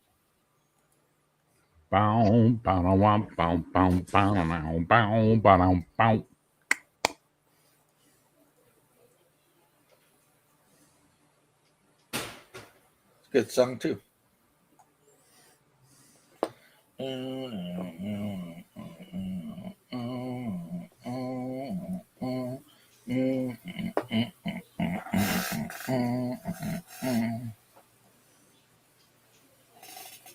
So I remember when I first started coming here and Leth was here, and then every time I came in for like a week and a half straight, within like 1 minute of me being here, Leth left. And I was like, what did I do to this guy? Why does this guy hate me so much? Like I'd show up and he'd be like, I gotta go. And I'd be like, what the fuck? It's just bad timing. No, I know. I mean, we worked it out eventually, but I just remember that. I was like, what the fuck, man? Like, fuck him. That's where I'm. Fuck that guy. You know, like, it was, Well, he's got a little dog and his little relatives that he's got to deal with on occasion. Yep. And he does the right thing and he logs off of here and he takes care of his, okay. familial It's just an obligations. observation. My God. Yeah. My God. And then, yeah. Sorry, Les. I didn't mean to Tattoo, offend you. That Loretta. James had to step up to defend you. I'm so sorry, sir. I wasn't offended. Well, apparently, James had to jump to your defense. No. Did you say the words? I said the damn words. I said your damn words. Maybe not every little single syllable. Right. You fool! Thou hast doomed us. I'm just waiting for Bear to say the N word. You know the one. Nicto. Necktie. No, Nectar. Nuclear. Definitely an N word. It's a terrible word. No, that was Trump. I'm going to say the N word. It's a terrible word, but I'm going to say it. And then he says nuclear. It's just like, you weird bastard. I'll get you, Lucky, and your little dog, too. Crafting gamer. Yeah. Yeah, I dropped in and watched Bear and Crew late last night. Damn, it was Coffee with Bear, but like 1 a.m. or some shit. Yeah, it was crazy going nuts, that's for sure. It was something. It's fun, though. Yeah. Yeah. We're not really talking about anything. We're just kind of sitting here right now. Like, Yeah. Well, we did have the big talk on taxation and why you need to do it. Yep. That was good talk. What? I don't even know why you ask. What do you want? What do you want? It's Cat. It's He wants not attention. ever going What do to you tell want? you. Come on. You're almost there. You can do it. Come on, buddy. Come on. I learned that from watching The Last Unicorn. There. You know, if the Earth was flat, cats would have pushed everything off of it by now. In The Last Unicorn, they got this thing where she's talking to like the one-eyed pirate cat, and she gets frustrated. She's like, "Why can't you give me a straight answer?" And the cat's like, "Because no cat anywhere has ever given anyone a straight answer." It's just like, yep, that sounds about right. Ah, They have to trick the skeleton by saying they're giving it wine. now I'm thinking, should I? Stay or should you go? Da-na-na-na-na-na. Because I have a plan for next session in Jen's campaign. I'm wondering if I should try it or not. well, you don't want to talk about it here Yeah. Or alternately, you do. because Oh, Bubba listens. Bubba it doesn't matter for Bubba. And This is he's not on his the game. Discord. Yeah, that still doesn't affect my DM. Oh, so it's not Bubba's game; it's in their game. Yeah, I was talking about Jim's game, the one where we're all nobles. Yeah, we talked about that. You're all Like lesser nobles. Yeah, I got an idea of what next section might be like, and well, a plan or two to try to help with social standing. See, that's where you're messing up. You're actually What? planning. Yes, Yeah, plotting, you shouldn't do planning, that. probably backstabbing a little bit too. Yeah, just let shit go the way it's going to go. But then how could I mess everything up and cause a crazy campaign? There's property tax on cars in Virginia. Wow. Yeah. And to think Virginia once was one of the states that fought the hardest for like not that. And now they're the ones that have that. Yeah. Yeah, our governor's talking about getting rid of property tax on houses because we don't have taxes on cars because that's dumb. So we'll see. We'll see. We'll see what happens. You never know. It could happen. It maybe not happen. I mean, whatever. I mean, the good news is Florida's pretty much rich and doesn't need the property taxes. So, the state could survive handily without them. But that doesn't mean that there aren't people who have a vested interest in keeping them going because, it's an easy way to get property away from like really old people is you just buy their tax bonds, and after you get like 5 of them, then you can just no, you don't have to make it, just leave it in the pan. I'll make it. Burger. Yes.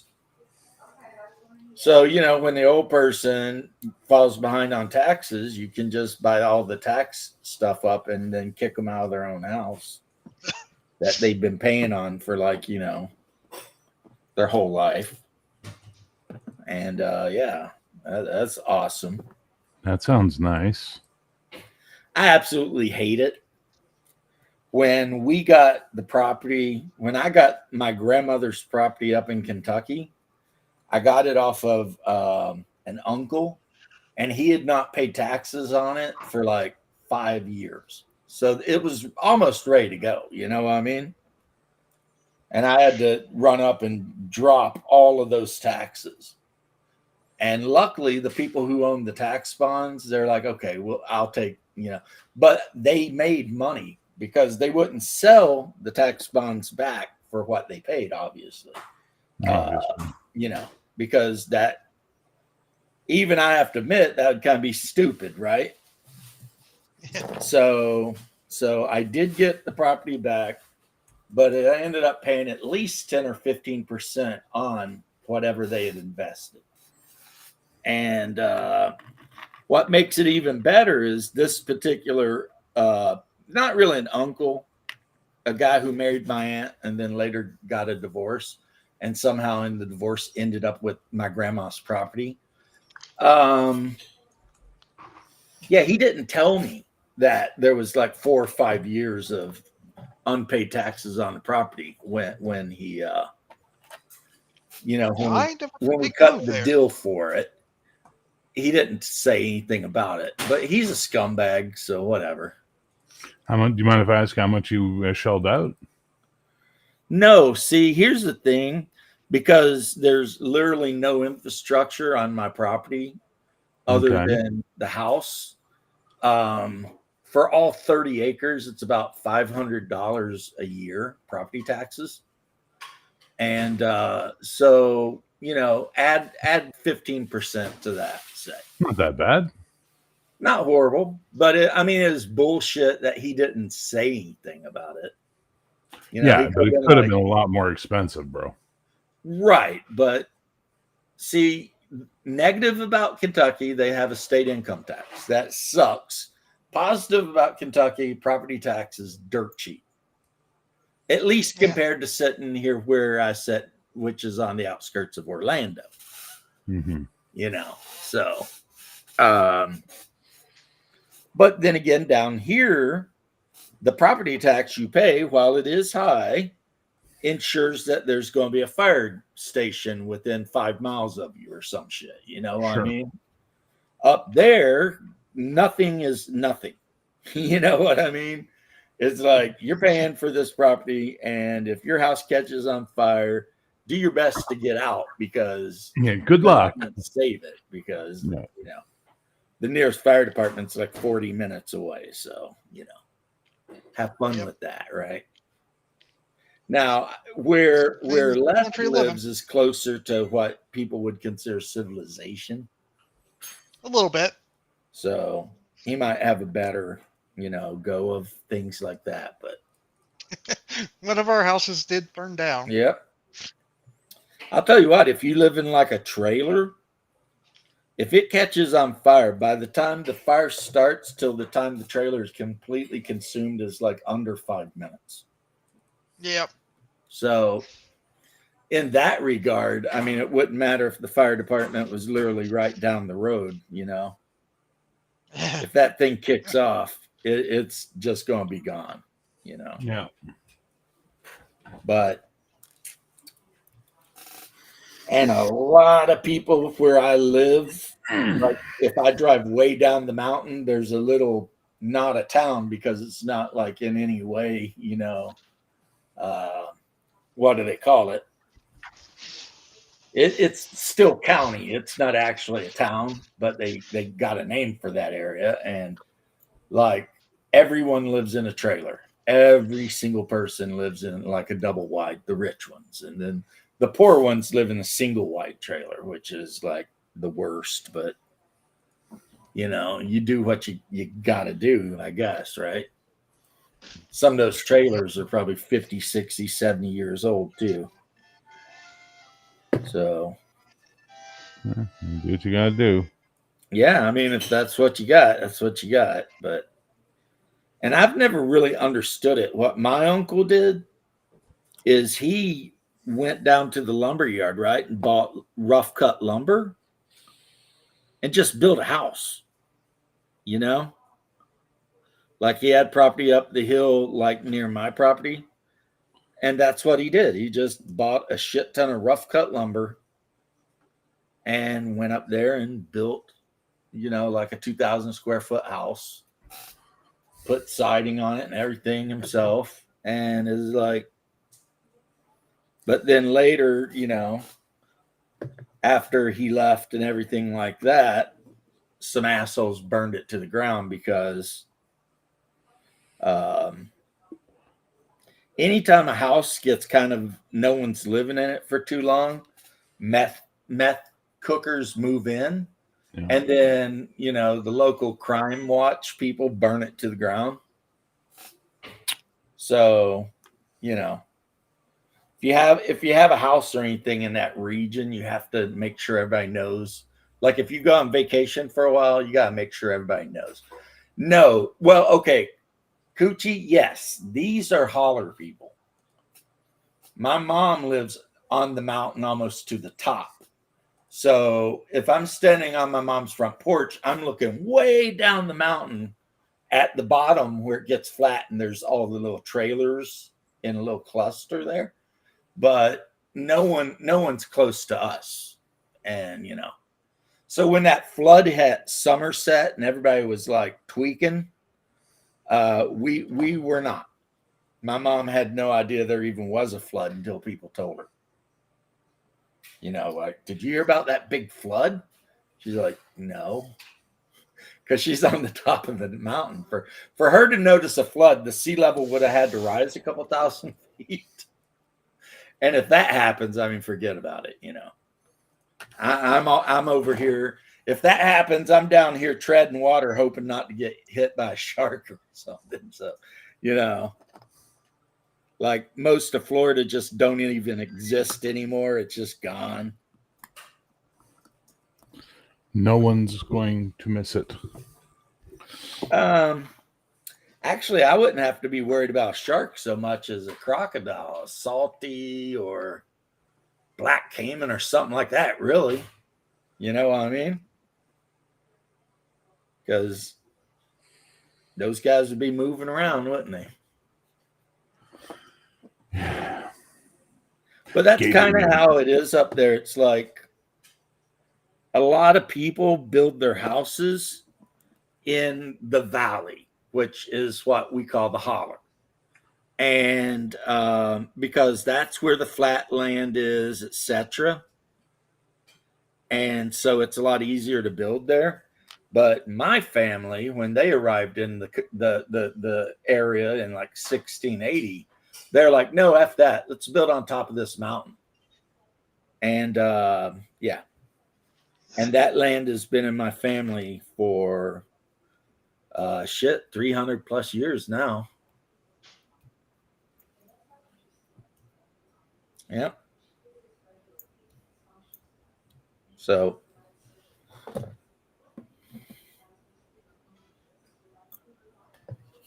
yeah. Anyway. A hauler? I think Coochie doesn't know what haulers are. Oh, the question mark. Yeah, I thought I answered that kind of, but indirectly. Holler is what we call a valley, except the valleys can be very, very narrow up there.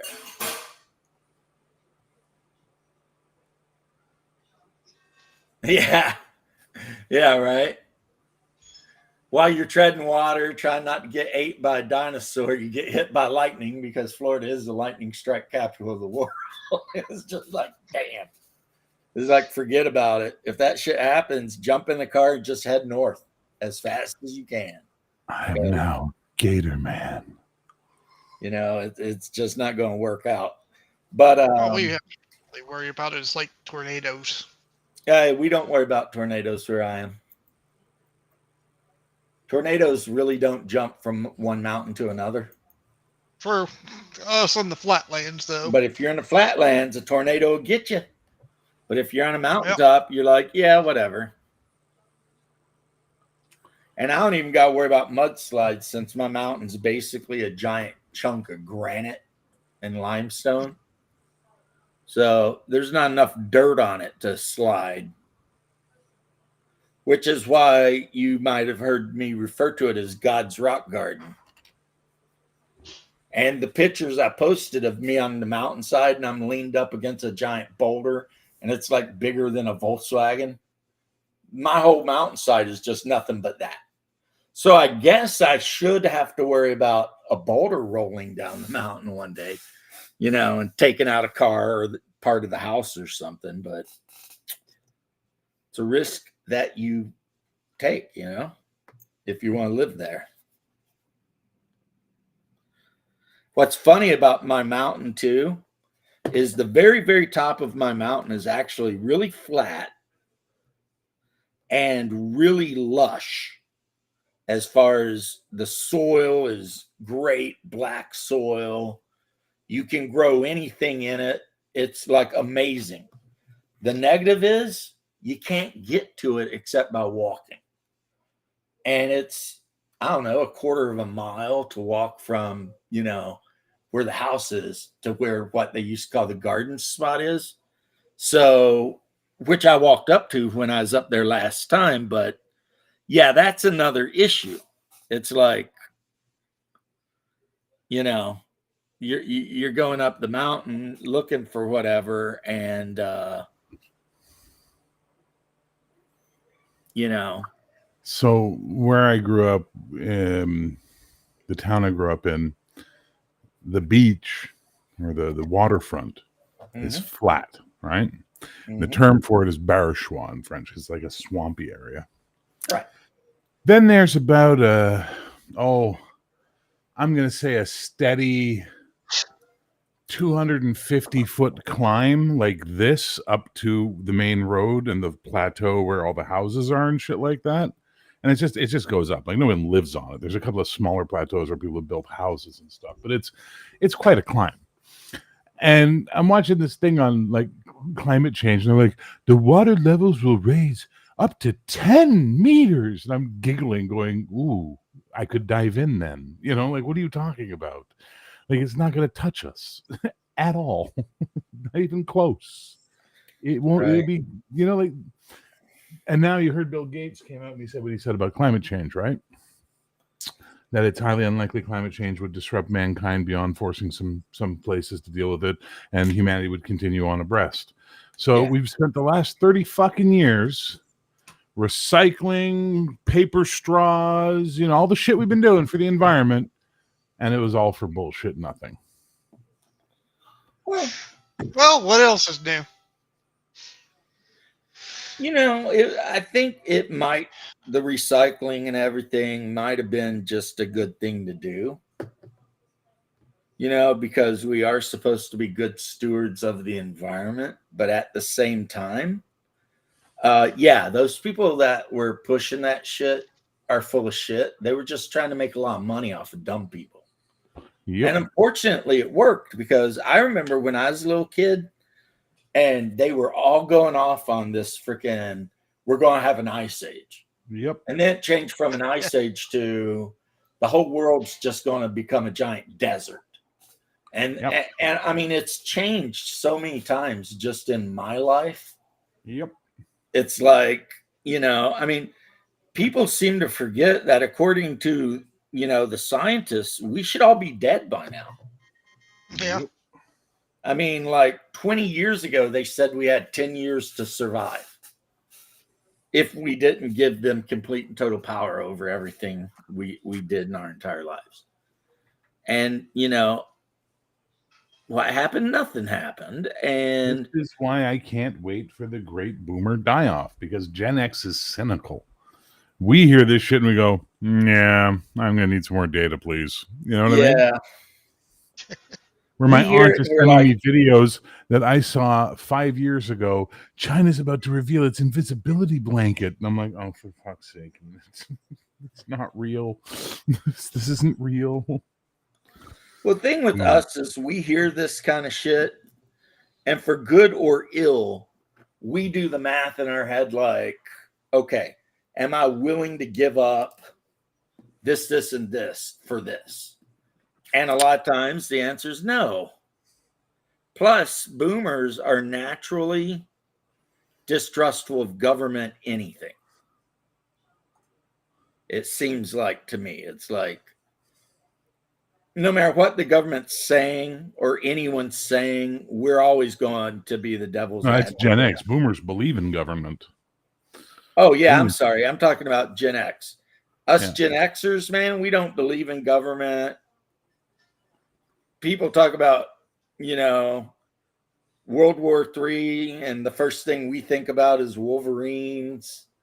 It's like, like none of that shit threatens us because we're just all like, well, we'll just have to do some shit, It's like, okay. Oh, the Soviets are going to invade. I guess it's time to head into the mountains, It's like, whatever, Wolverines! Right? Exactly. It's like everything is with us, every problem is something we feel like, yeah, we can fix this through violence or in some other way. But yeah, we're going to get this handled. Don't worry about it. No. One way or the other, this shit's going to happen. Yep. That is the Gen X way. The whole, if it's going to happen, it's going to happen, and we will deal with it when it happens. And if it never happens, well, good. We never had to deal with it then. But yeah. Yeah, Coochie, I could go on for an hour about hollers. Like if you live in an area that has actual valleys where the valley might be a mile across or something, hollers aren't like that. Like a lot of times you walk all the way down a mountainside, right? And you get to the bottom where as often as not, there's a creek. And directly on the other side of the creek, you start walking up the next mountain. But this holler, which is way, way deep down there where the sun never gets to it because of the forest and the mountains, this thing could wind on like, I don't know, for miles, maybe even hundreds. I don't even know, right?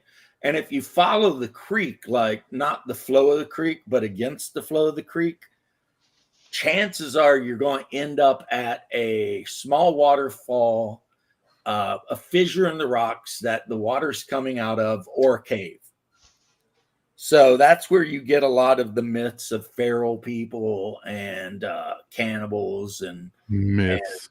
And various, well, hopefully myths. I take them seriously, but I mean,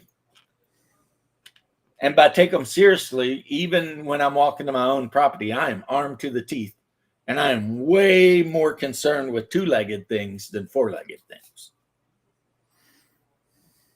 Unless you're like one of my cousins up there checking your tree stand or something, at which case we're going to sit and bullshit around for like an hour, But yeah. See, my brother used to be my backup before he got sick. Anytime we went into those woods, man, it was him and I.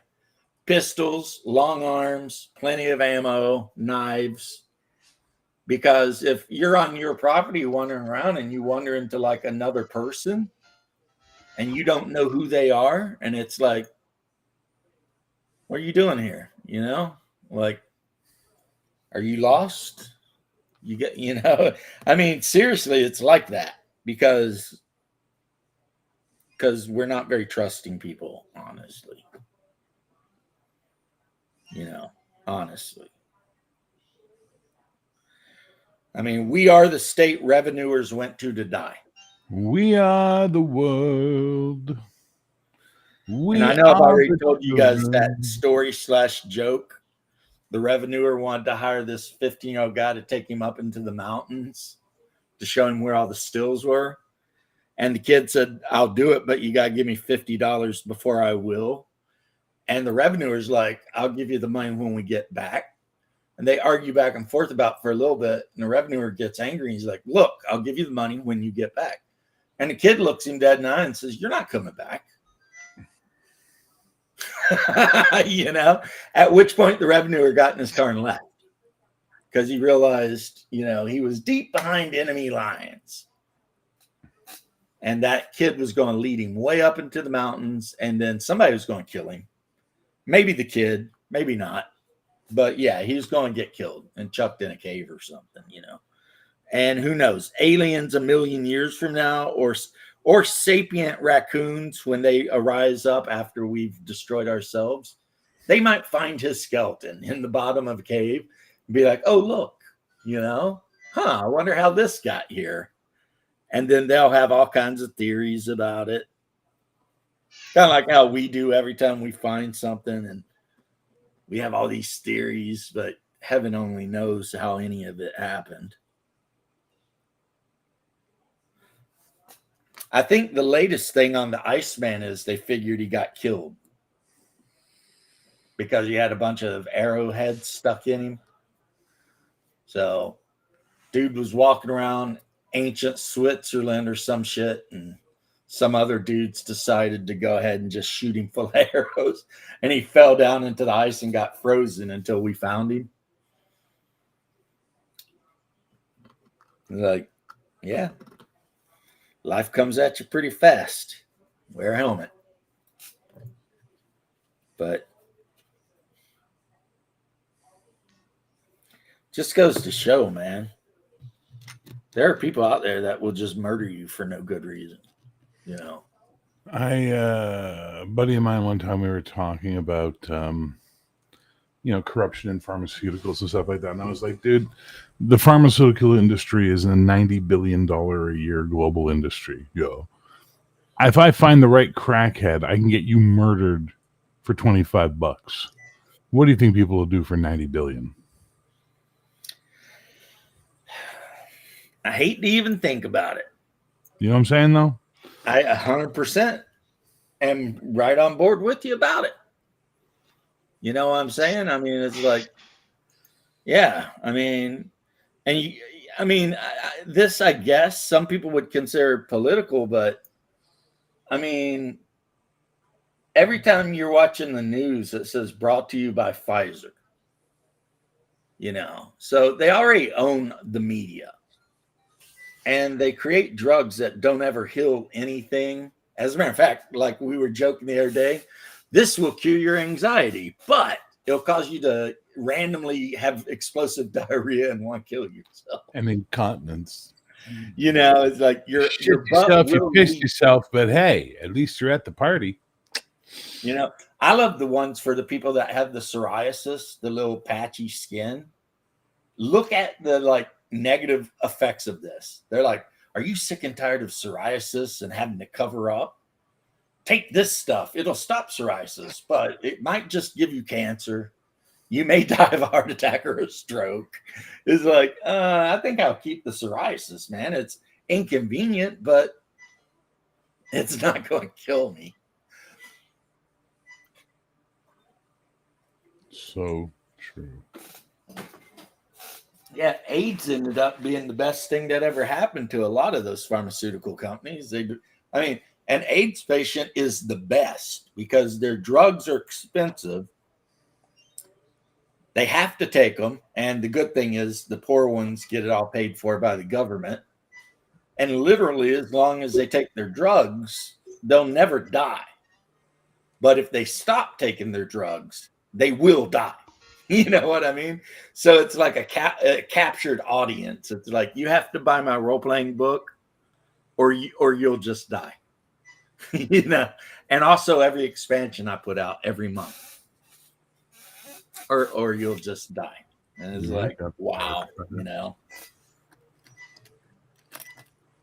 It's like What the fuck is beeping in your house? his Sorry, smoke detector. I need to turn this game Oh. down a little bit. Is that your smoke detector? I didn't realize you were African American. I'm so sorry for all the bad Dude. jokes I've made. I should have been more sensitive to you. African American and hillbilly may as well be the same thing. Meow. I mean, maybe our skin's a different color, but culturally, about the same thing. With some slight differences, like they might want a really nice Capri Classic with 22 rims. That's okay, though, because the redneck is going to spend every nickel he gets on a giant F-250. And then he's going to bulldog it, which is the stupidest shit ever. And they're both going to live in the same trailer park anyway, you know, in a single wide, because they can't afford a better house because they're car rich. You know what I mean? Yeah. So, and is that a bad thing? I don't know. It might be a great thing if both cultures just took a step back and looked at each other and realized, damn, we are basically the same people, you know? We're grilling out, you know, we're eating the same kind of food. We both love cars, just different kinds. I mean, We both love knocking up poor white chicks. for sure. And neither one of us have any intention of taking care of a half black kid. So, I mean, it literally is the same culture. So, and how do I know this, you may ask? Because I lived in a trailer park for quite a while here in Florida.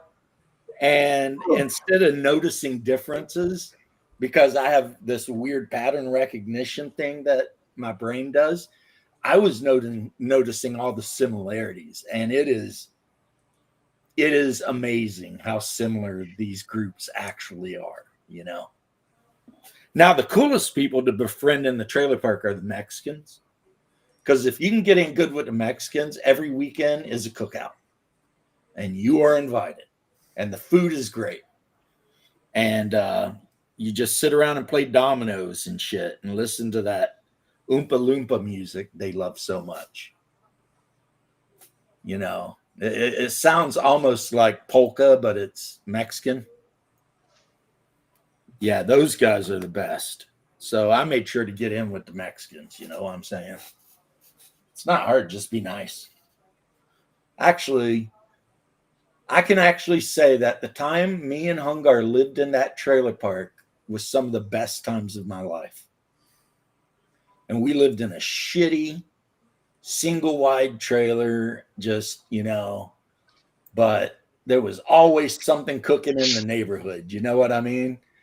Like somebody was down the street fighting, or there was a barbecue that everyone was invited to, or I mean, it's just exciting, you know? It was exciting. There was always some shit going down, you know?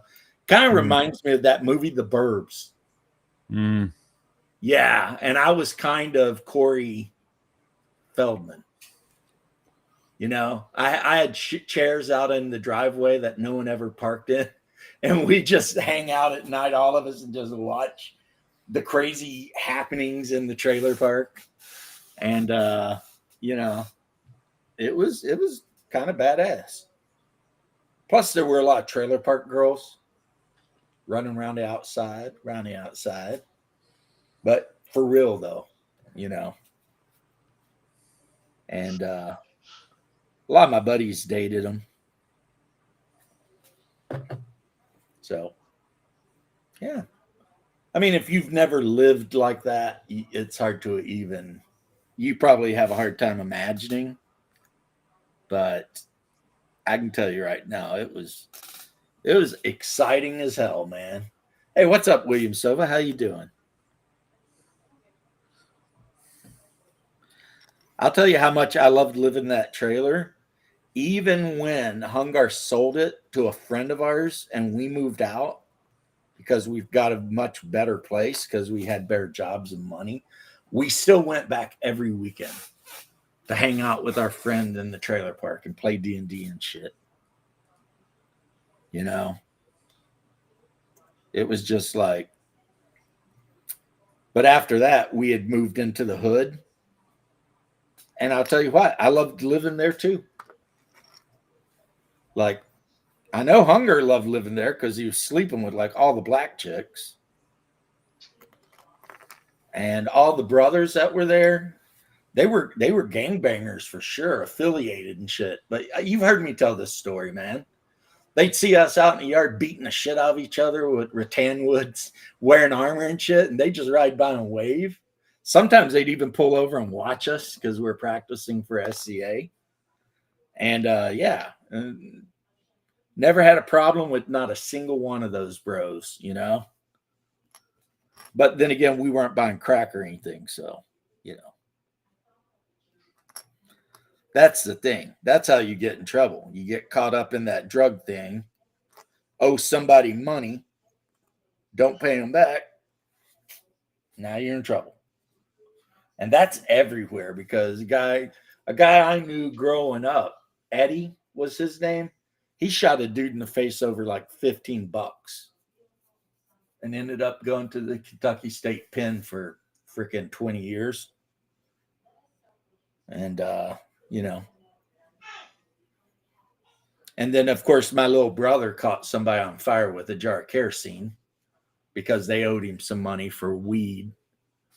And when he asked for the money, they laughed at him, said, "Yeah, make me give it to you." So he lit them on fire. And he went away for like 9 years, I guess. Cleaning the apartment. That's what I'll be doing when I get done effing around on this. Right now, I've got one sprue of Space Marines to put together. That's the goal. One sprue of Space Marines.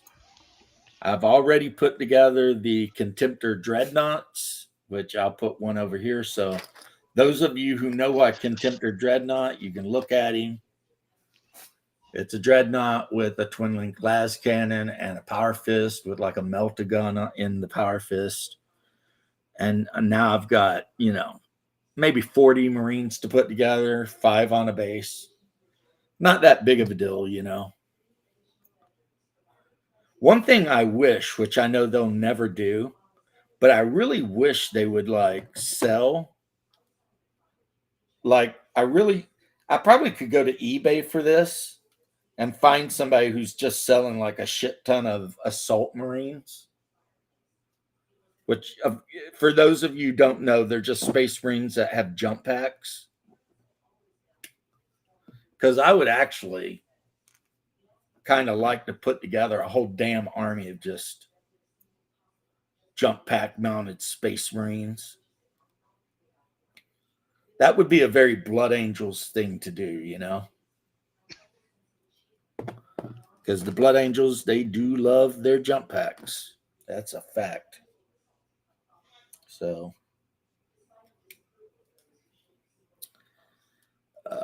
yeah.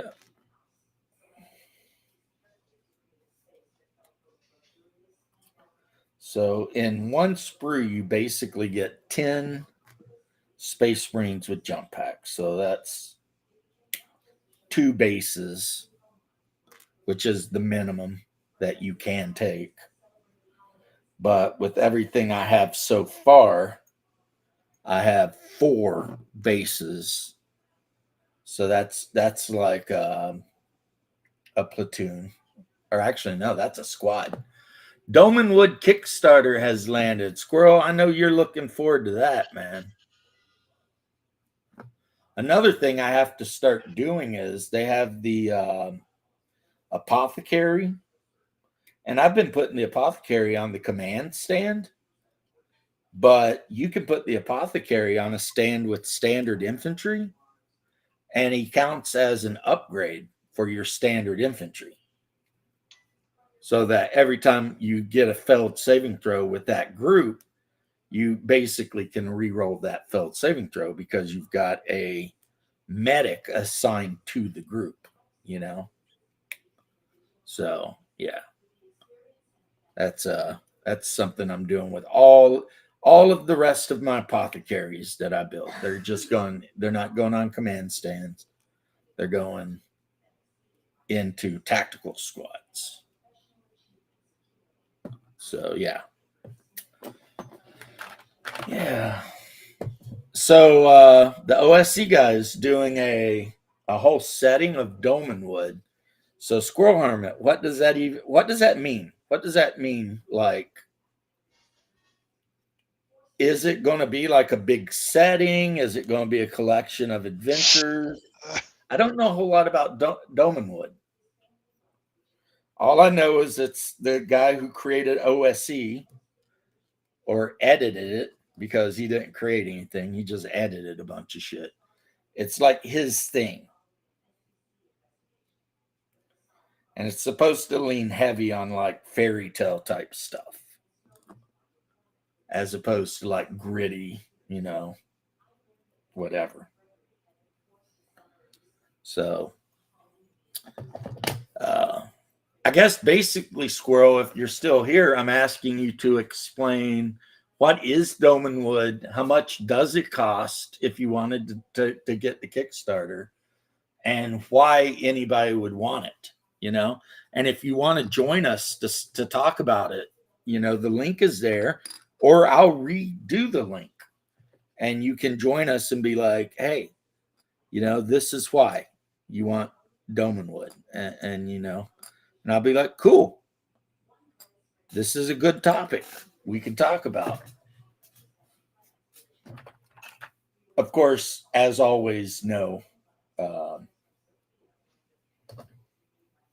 you know, no pressure. I mean, if you're not in the mood to jump in I and gotta say go on for something. you. See you later, Leth. You have Bye, one. Leth. Whatever. Rest of your day. I will be right back. I'll be right back. Okay. Yeah, trying to talk Squirrel into joining us for a minute, or however long he feels like joining us. All right.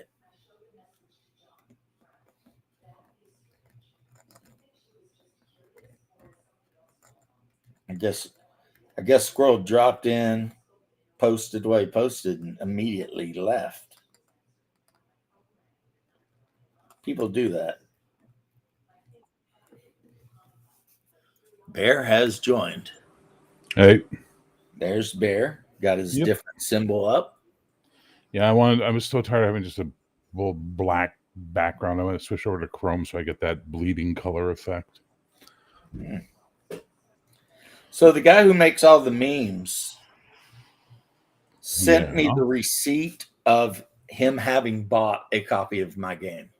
No, that's great. I was like, you didn't have to do that. And he's like, well, you know, I wanted to check it out. And I was like, well, let me know what you think. And if you ever get in the mood to write your own game and you want to just use this or any part of it, knock yourself out. I mean, you know, there's nothing in it's really original, I don't think. Maybe the combat and damage system, but I can't even say for sure that's original. Because in my game, combatants both roll a die 20 and add offensive or defensive bonuses. And if the attacker wins, he does an amount of damage equal to the difference in the roll. So, I mean, with most weapons are a damage factor of 1. Great weapons are a damage factor 1.5. So pretty much if I were to attack your character, my character attacked your character, and I rolled a 19 and you rolled a 2, then I hit you for 17 points of damage, which your armor would absorb an amount of. And that's pretty much the main system, but only when you're dealing with what I call, creatures that can actually active things. For passive things, you roll a die 20 and add your ability, and you're going against, a score. So if it's hard, you've got to beat 20 or 24 or whatever it is. But at the end of the day, it's you roll a die 20 and add your skill. And if you beat and a passive thing would be like you're climbing a tree. And an active thing would be like you're fighting something, obviously. You're fighting a tree. You're fighting a tree, which could happen, though. Yeah. I mean, if you've got a druid hanging around animating trees. Or you wandered into the wrong part of the forest and, you wandered into the wrong part of the forest. And now a tree's trying to, SA you like in freaking Evil Dead. And you're just trying not Harum. You're doing your best not to be, violated by a tree. I mean, I totally get it. Tree violation does not sound like something that I'd be down with, but I would not be surprised if there's a adult female fantasy book all about that at this point. Stop. I know. I'm sorry. It's too easy, Stop. It's just too easy. Just stop. But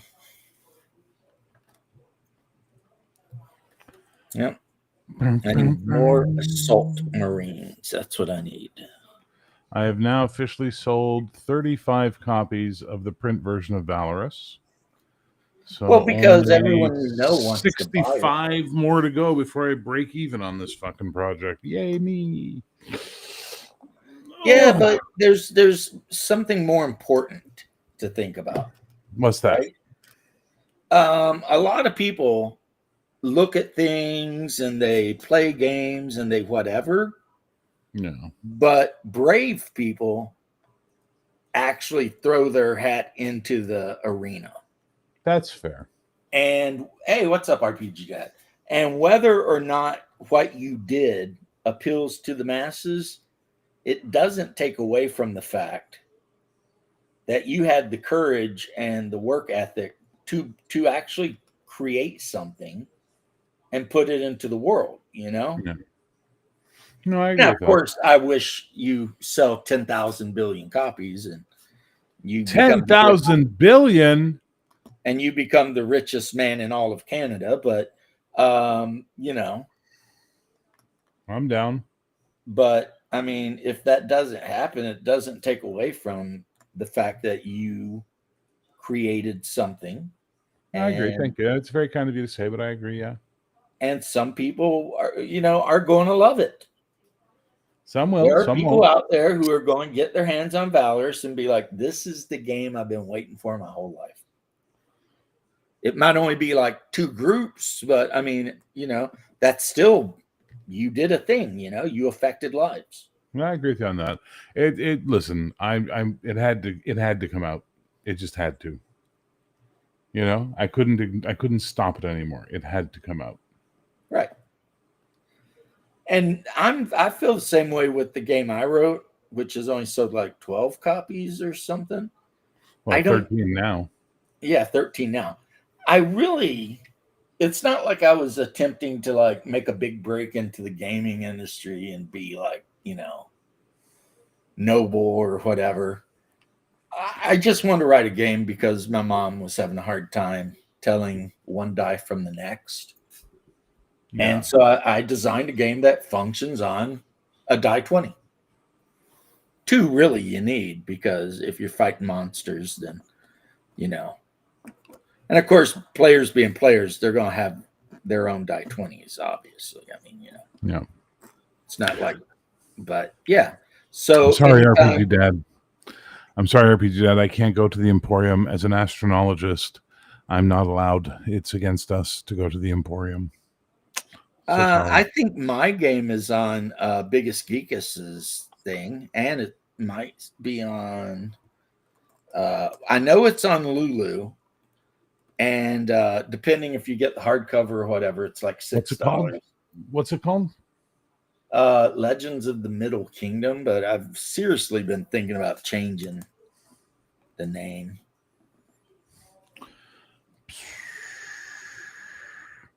Middle Kingdom Pursuivants, the Middle Kingdom Universe. I can't find Legends of the Middle Kingdom. Let me try again. Where are you looking? Lulu. Type in Jimmy McKee. Kingdom of Airy Legends. The Jimmy McKee. How you spell McKee? MCKE. MCKE. E. E. Double E. And Jimmy is JIMMY. Yep. All right, Jimmy. Found you. Yep. Legends of the Middle Kingdom. 10.59 Canadian. Add to cart. Added to cart. View cart. There it is. Let's go to the checkout. Boda boda boom. Oh, I have a Lulu code. Hang on. Lulu. And I've told a lot of people that did buy it and were like, I like it, but this, and this. And I was like, well, make a second edition or something, you know? You know, if you see problems, you know, deal with it, you know, fix it, make it better if you want. It's just a game I made for a very specific reason. I ran it with my group for well over a year. They loved it. As a matter of fact, my daughter said the only way I could ever get her to play a role-playing game again is if I run that one. Really? Oh, yeah. And she used to role-play with me all the time, but she got, you know, older and married and kids and stuff like that. But yeah, none of my Lulu codes are working. But she absolutely liked that game. However, I made that game on Microsoft Word, and it probably needs editing and God knows what else. You know what I mean? It is truly an amateur freaking attempt. You know, all the art in it, I either drew myself very poorly or found online for free. Like I did an attempt to draw all the races. Man, I mean, I got the thing across, but not very good, you know. Your game actually looks professional and awesome. Mine looks like what it is. It looks like a guy super high on pain meds, had too much time on his hands, and you're really trying to unsell me as I'm about to buy this thing, man. Well, I mean, stop shit talking your product. Great ideas, and I think you would like. Stop shit talking your product, please. Okay. One of my favorite parts of the game is the spell system, because unlike D&D, the level of the spell is the same as the level you need to be to cast it. Sure. And you don't have Vancian magic, you have mana points. So if you're like level 2 and you have level 1 and level 2 spells, the spells cost a number of mana points equal to their level.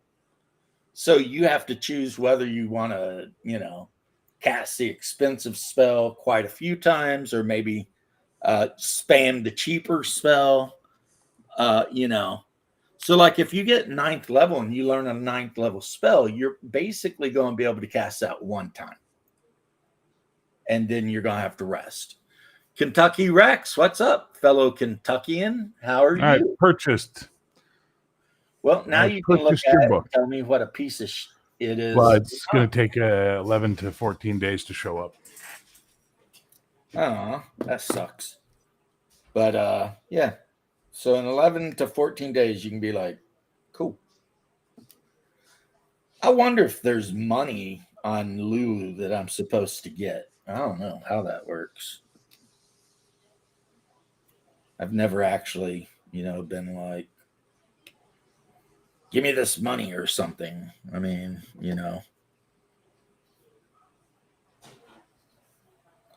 oh, you wouldn't have liked it, but I listened to an hour and a half long thing where the Emperor of Mankind accidentally ended up in like the Star Wars universe right before Palpatine revealed himself and blah blah blah. And he saved Anakin from becoming Palpatine's, bitch boy.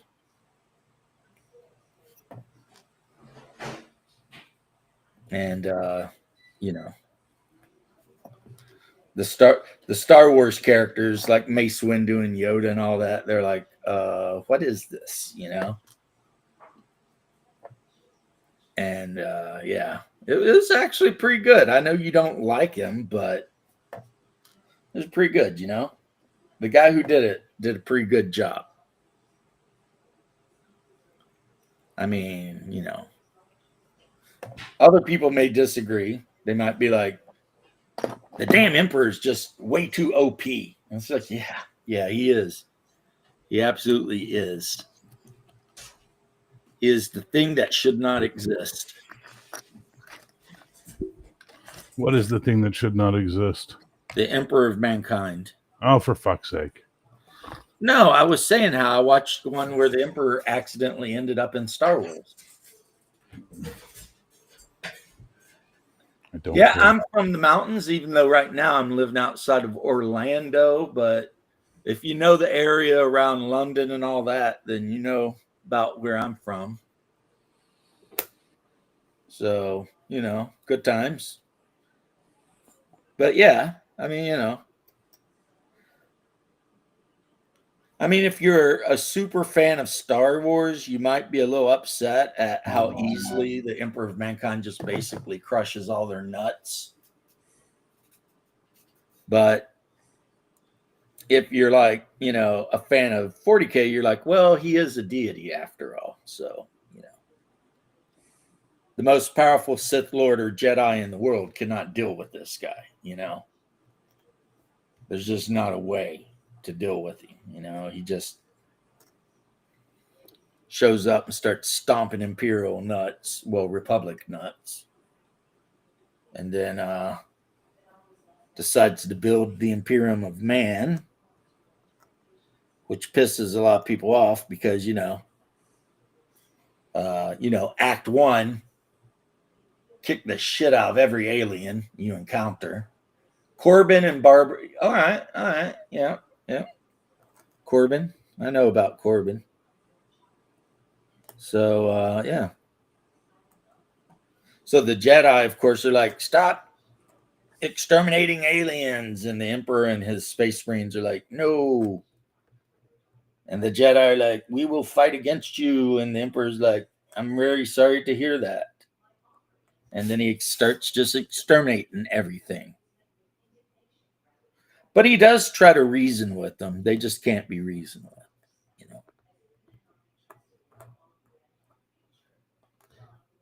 They're like, why are you such a xenophobe? And he's like, well, because I've had 40,000 years of watching aliens try to destroy, humanity. So I'm over it.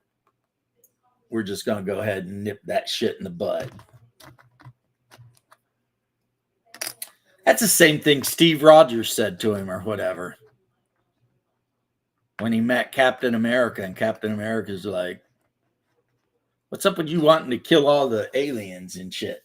And the Emperor's like, well, I've had 40,000 years of watching them betray and, completely attack humanity. So I've kind of decided, yeah, I'm done. So, yeah.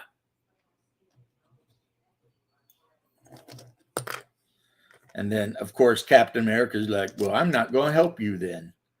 And then chaos invaded the earth, and Captain America was like, please help us. Because, a Slanesh demon just came in and basically, violated Thor really bad. And the Emperor's like, okay. I'll give you a hand since you asked nicely.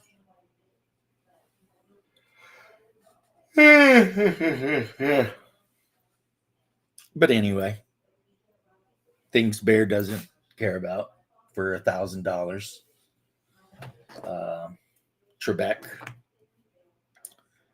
Trebek, you mustachioed mountebank. I'm not sure what mountebank is, but must not be too good. Greyhawk in Jackson County.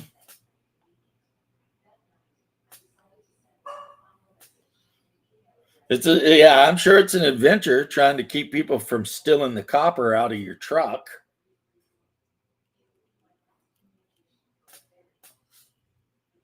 Yeah, that's what it's like in Pikeville.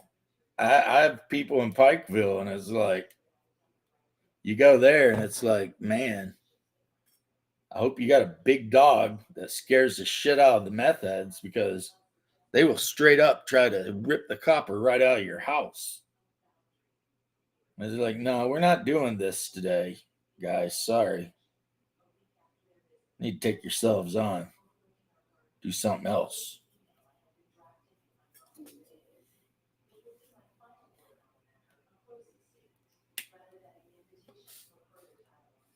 Greyhawk, Kentucky, though.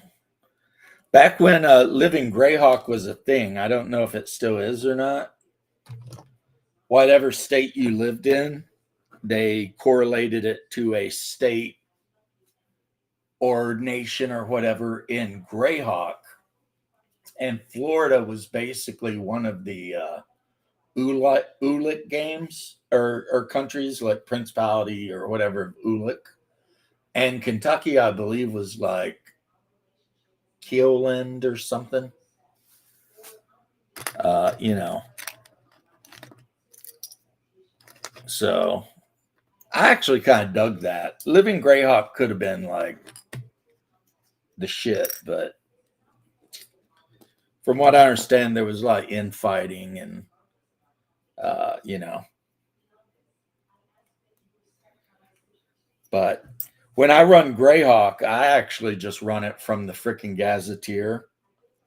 I am not a super fan of the Greyhawk Wars and post Greyhawk Wars era at all.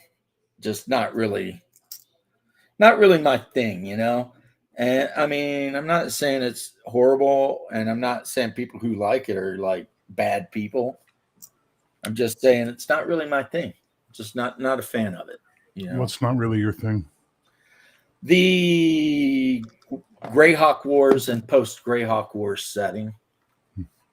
I prefer the pre, you know, when shit's all up in the air, and you know, I mean, I don't mind the fact that Iuz created an empire and shit, but you know,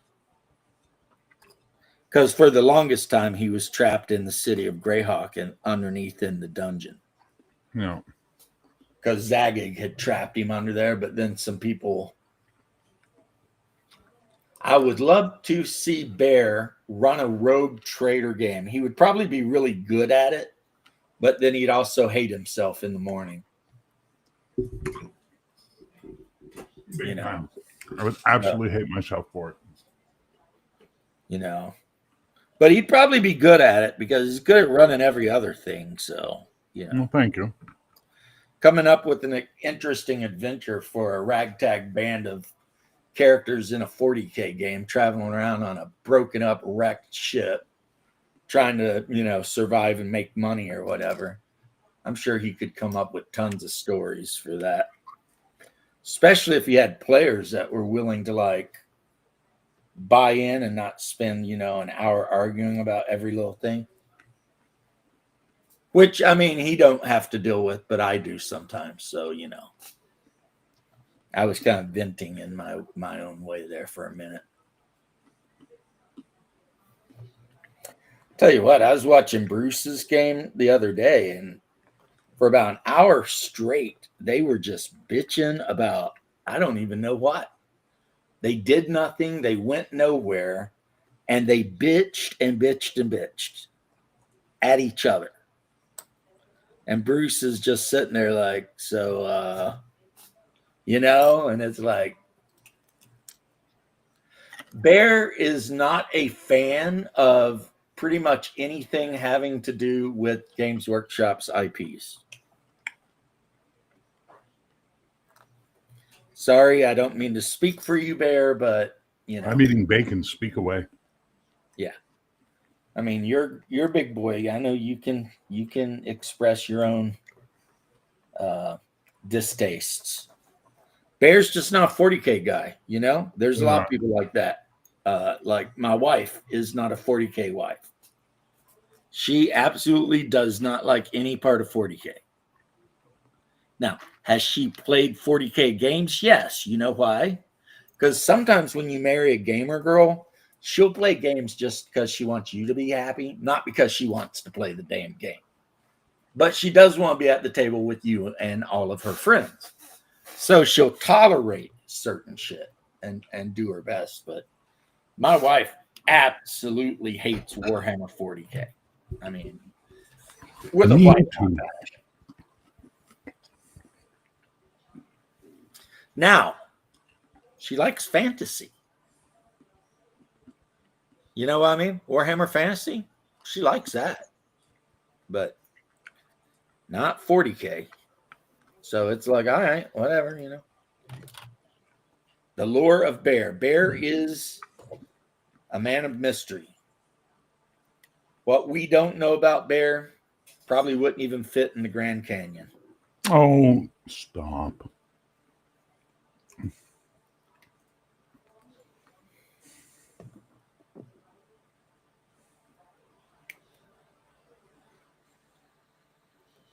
So yeah, I'm just not a fan of 40K. I just never was. And then I'm a contrarian by nature, so too many fucking people wouldn't shut the fuck up about it. That I just was like, okay, now I really hate it. Before I just disliked it. Now I hate it. Blame me for that. No, long before you. Long before I even knew you. So you were a hater, like back when being a hater was like rare and shit. I was a hater back when hating was cool. Yeah. Well, it was never cool where I live to hate on 40K.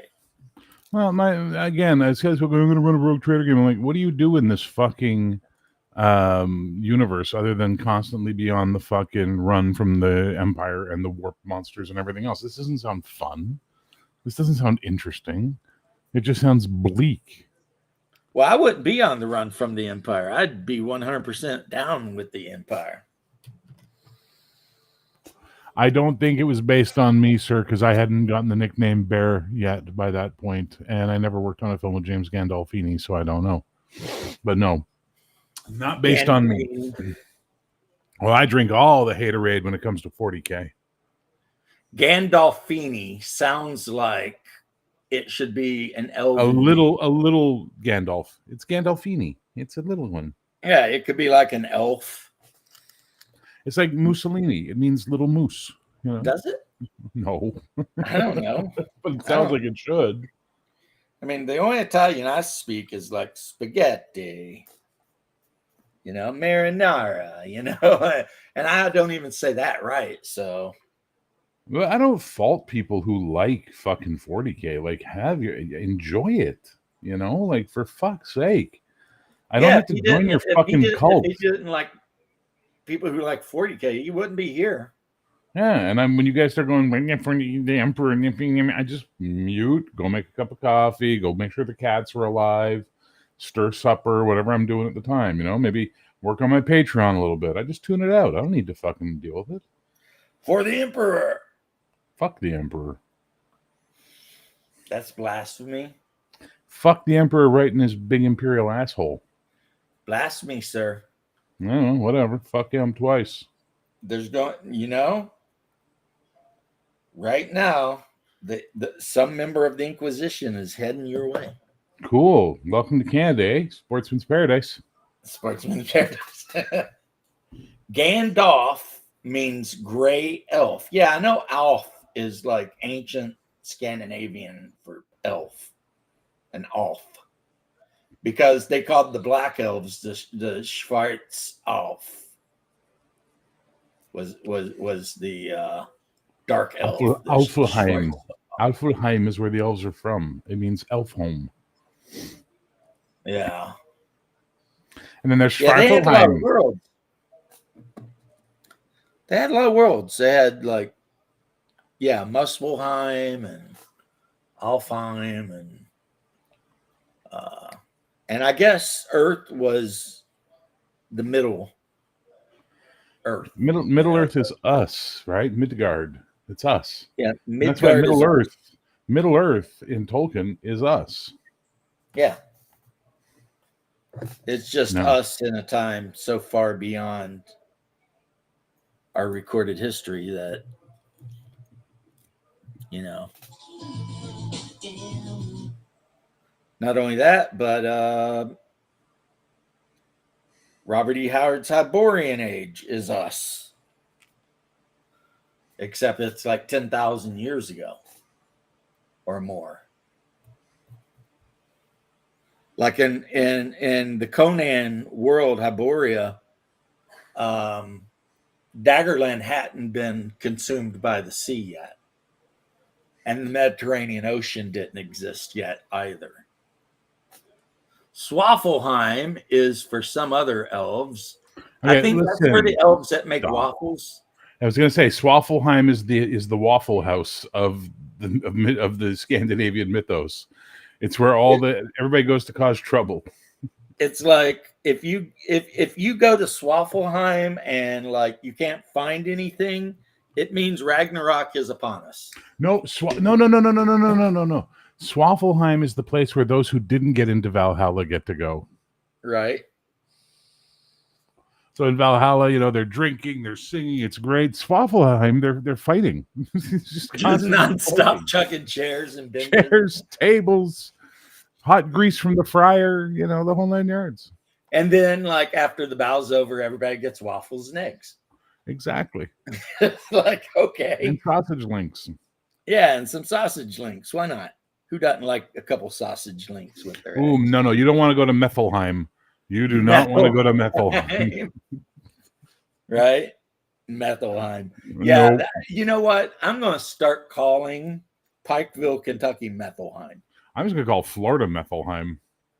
Dude, Florida has nothing on Kentucky when it comes to meth heads. But here's the thing. Everybody outside of the South, including in other countries, the only thing we give a fuck about from Kentucky is fried chicken. Right. And also, when it comes to meth heads, Kentucky is pure amateurs compared to West Virginia. Mountain Mama. Yeah, no, you don't want to go home to that shit. I'm telling you that right now. Can't they all just be parts of Methelheim? Yes, they could.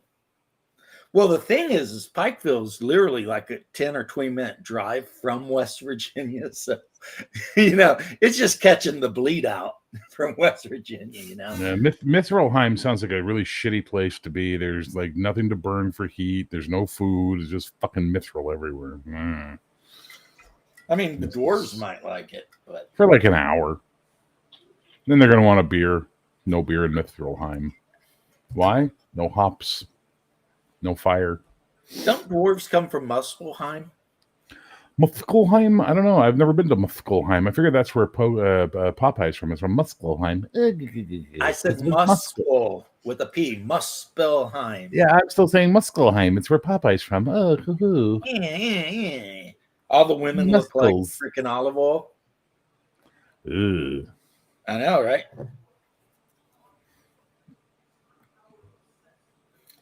I, even as a young child, remember watching Popeye the Sailor Man and wondering why in the F Bruto ever was interested in olive oil. It was like, why are you fighting this crazy old sailor over that woman? Yeah. There's other women. Cancer-infected four-armed sailor. Why are you fighting him? Yeah, this guy, I mean, I don't know what he did, but whatever it was, it made him a mutant. And he's in love with this chick that is literally built like a pool cue, whereas you're a big burly dude, right?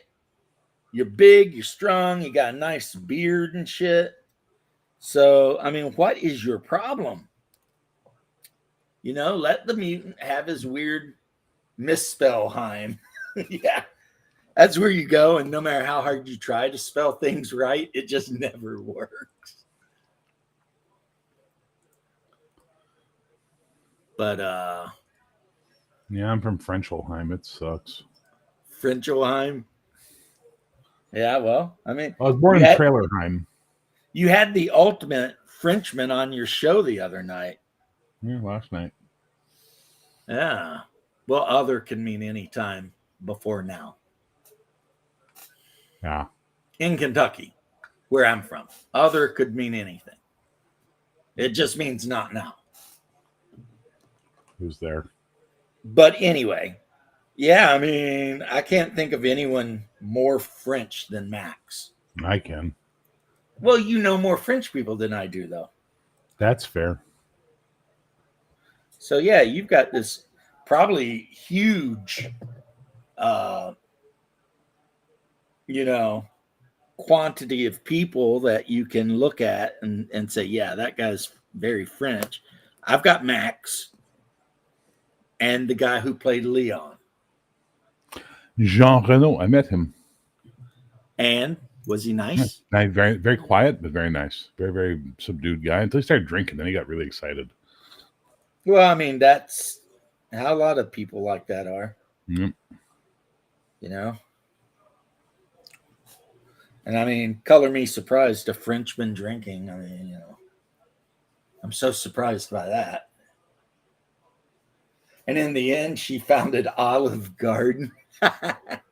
These guys are just making up a whole lore for a world that does not exist. Yeah. I remember thinking to myself, if I were those dudes, I would much rather date freaking the Goon, Alice the Goon, than freaking Olive Oil.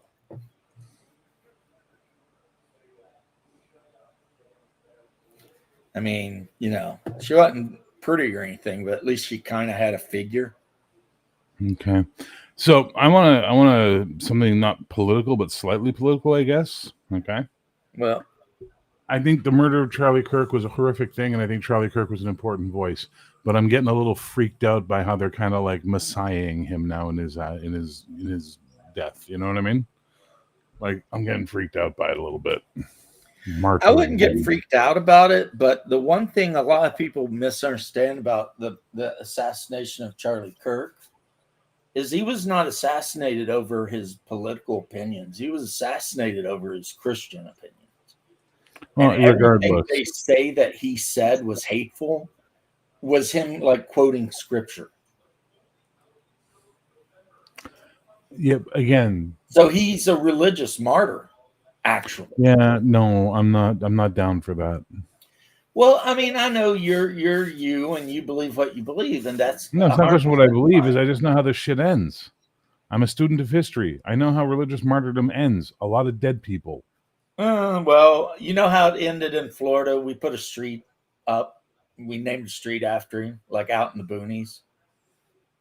Charlie Kirk Highway or something. That's Candace Owens has gone pretty much fucking full-tarded, hasn't she? Who? Candace Owens. I don't know what happened to her. A year ago, she was like the voice of reason.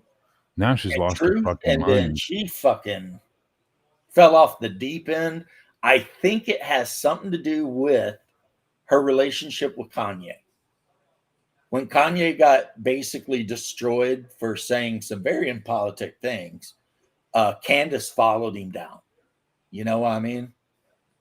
I think she's the one that said something about Jewish space lasers or Jewish. Oh, yeah, she's 100%. She's 100% on the Israeli conspiracy bandwagon. Which, if anybody watched JD Vance's speech last night, he put an end to that shit. He literally he is like, we are not subjects of Israel. They do not run us. You know what I mean? He's like, we are a sovereign nation, blah, blah, blah. Did you see what JD Vance did for Halloween? Yes, it was funny. That meme with him with all the curly hair. Yeah, he just did the meme. And for some reason, people got mad. Dude's walking around wherever he lives, dressed up like his meme self with his wife and his kids. And his wife's pretty Indian lady. I don't care what anyone says. She converted to Christianity, good, whatever. But she's a pretty lady. I don't understand why people talk shit about her. But yeah, I mean, it's like, how can you be mad at a guy who's willing to like be so self-deprecating? You know, like people make fun of him, he just eats it up and freaking keeps rocking. But yeah, he gave a speech and let all the conspiracy like people who think Israel runs America, he clued them in. He's like, no, they don't, they never will. We do what we do. You know, we do not fight wars for them. We do what we feel like we got to do. And I know a lot of people are going to be like, yeah, he's full of shit, though. He's just saying that. But that's what he said. And I'm like, yeah, okay. I mean, you know. Personally, I think because of his meme game, he will be the next president. He will be the meme president of the United States. You know what I mean? Because the left can't meme. And people don't like that, you know? It's like, yeah, I mean, I don't know about your left wing, but our left wing, dude, last night, let's talk about somebody's left wing that's all ate up. Last night in, what was the town in England? There was an all-out street brawl between transvestites and Muslims. And the trannies were there marching for Palestine. I saw it, yeah. And then it just turned into turned into a ballroom blitz. Right? I mean, you see like this blonde-haired trans dude throwing down with like Muslims and apparently content creators from YouTube were involved. And it was like a whole thing was going on. They were just like, was it Birmingham or Stratham, wherever it was? Like, and to me, of course, I didn't see it point blank. I watched Nux and Orr, and he talked about it. And I'm just like, dear LGBT people, Muslims hate you. Yeah, I saw that video on Nux as well, and all I could think to myself was, "Let them fight." Well, yeah, like what's his name in Godzilla? Let them fight. Let them fight. Well, apparently they did, because that video was pretty long, and they were running up and down the street, just kicking each other and punching each other in the head and shit. But it's like that. You know what, though? None of the like actual what I would call normal gay dudes that I know are down with Palestine. You know what I mean? Whatever they do, everybody knows what's what and whatever. Okay. I don't even know what kind of man it's like the sheep voting to eat lamb for dinner, right? Yep. Apparently busted a guy who was planning terrorist Sherborne, Michigan, a great city in Detroit, near Detroit, where you can hear the call to prayer 5 times a day, whether you like it or not. Because they have a huge Muslim majority there. So Like the majority I of love, by the way, I want you to know something, James, with a deep passion. I love cops in other countries. And I'm about to share with you why I love cops. Oh, I can't. Oh, really? Fuck. No, I can't share it with you. Sorry.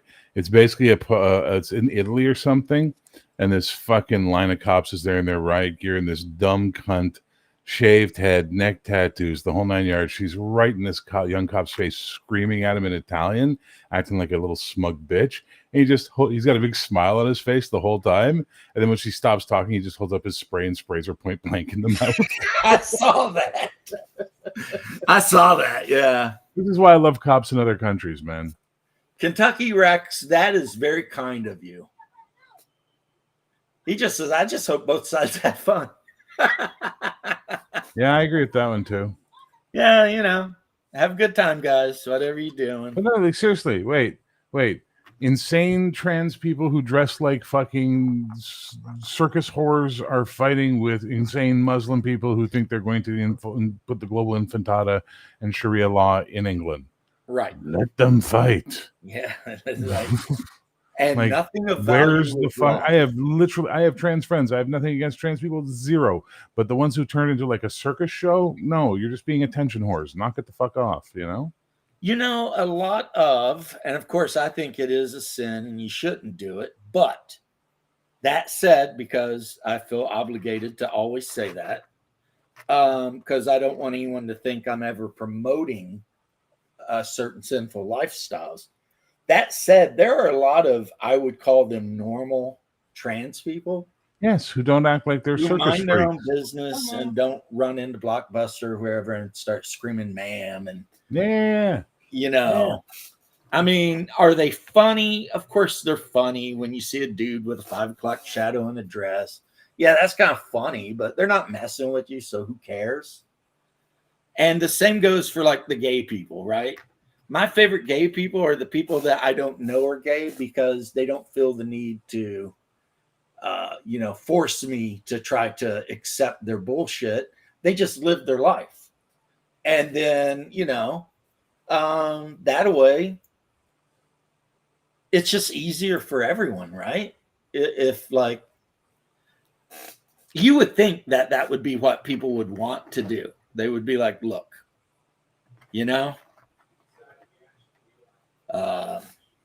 because I know you guys have heard me tell stories about the fire department and how I got mad because people were talking about having sex with their wives and shit.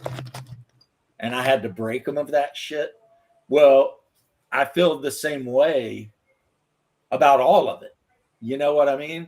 Like, and the guys I'm talking about, these are straight dudes. I still don't want to hear about their bullshit. So it's not like I'm being like, away specifically towards gay dudes or whatever. I don't want to hear about any of you talking about what you do with your spouse. Keep it to your damn self. Have a little respect. Again, shame is a missing commodity in our society now. Well, I shamed the shit out of them. I told you about that. Well, shame and embarrassment. Like, nobody's embarrassed anymore. All you got to do is tell them that the Christmas party's coming up. You're going to be sitting next to her, and maybe you'll ask her about that blowjob shit. And all of a sudden, people start being like, maybe this ain't the guy to be talking to about this shit. I mean, I have never went in and talked stuff about my escapades with my wife. Now, I might say a thing or two about like an ex-girlfriend from 20 years ago because I don't give a shit about them that much at all. But to disrespect my own wife that way, no, I will never do that. And if I were a gay man, thank God I'm not, but if I were a gay man, you would not see me hanging out talking about what me and my little twink husband did, because it's not your fucking business. So, yeah. And I'm 100%, what do you say, consistent about that. I don't want to hear about your sex life, and I don't give a shit what it is. I just don't want to hear about it. It's not for public consumption. Keep your mouth shut.